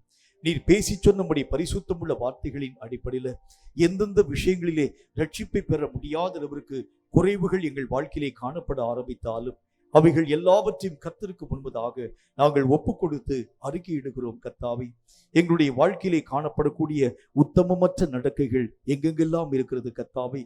உத்தமம் என்றால் கர்த்தருடைய வார்த்தைகளுக்கு உட்படுத்தப்பட்ட ஒரு நடக்கையாகவும், கர்த்தராகிய தேவனுடைய சமூகத்திற்கு முன்பதாக உண்மை நிலைகளை பாதுகாத்துக் கொள்ளக்கூடியதுமே உத்தமமான வழி என்கிறதை பற்றி கர்த்தருடைய வசனத்திலே கற்றுக்கொள்ள ஆரம்பித்தோமோ.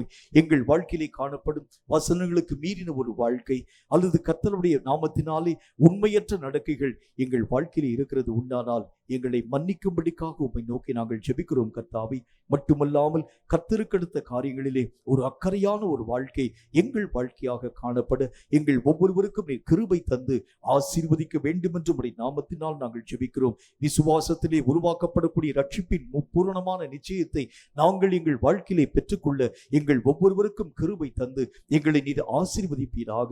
இந்த வார்த்தைகள் யாருக்காகவோ சொல்லப்பட்டவைகள் அல்ல, இது எங்களுக்காக உரைக்கப்பட்டவைகள் என்பதை நாங்கள் அறிந்து இவைகளின்படி வாழ்ந்து உம்முடைய சித்தத்தை கர்த்தாவை நாங்கள் உணர்ந்து பூரணமாய் கர்த்தாவை விளைச்சலை உம்முடைய நாமத்தினாலே நாங்கள் தந்து உம் சித்தத்தை நிறைவாக்க கிருபை தர வேண்டும் என்று இயேசு கிறிஸ்துவின் நாமத்தினால் வேண்டிக் கொள்கிறோம் எங்கள் பரிசுத்தமுள்ள நல்ல பிதாவே. ஆமென், ஆமென். கர்த்தருடைய ஆசீர்வாதத்தை ஆமென் என்று சொல்லி நாம் பெற்றுக்கொள்வோம். கர்த்தர் உன்னை ஆசீர்வதித்து உன்னை காக்க கடவர். கர்த்தர் தம்முடைய முகத்தை உன்மேல் பிரகாசிக்க பண்ணி உன்மேல் கிருபையாய் இருக்க கடவர். கர்த்தர் தம்முடைய முகத்தை உன்மேல் பிரசன்னமாக்கி உனக்கு சமாதானம் கட்டிட கடவர். என் ஆத்துமாவே கர்த்தரை ஸ்தோத்திரி, என் முழு உள்ளவனுடைய பரிசுத்த நாமத்தை ஸ்தோத்திரி. என் ஆத்துமாவே கர்த்தரை ஸ்தோத்திரி, கர்த்தர் செய்த சகல உபகாரங்களை மறவாதே. ஆமென், ஆமென்.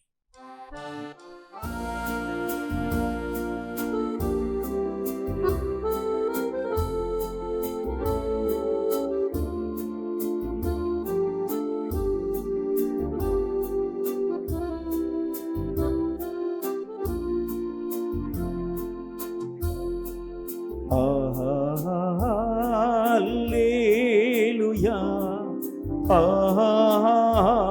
அல்லேலூயா, அல்லேலூயா, அல்லேலூயா, அல்லேலூயா, அல்லேலூயா, அல்லேலூயா, ஆமென். கர்த்தர் தாமே உங்கள் ஒவ்வொருவரையும் அளவில்லாமல் ஆசீர்வதிப்பாராக. ஆமென்.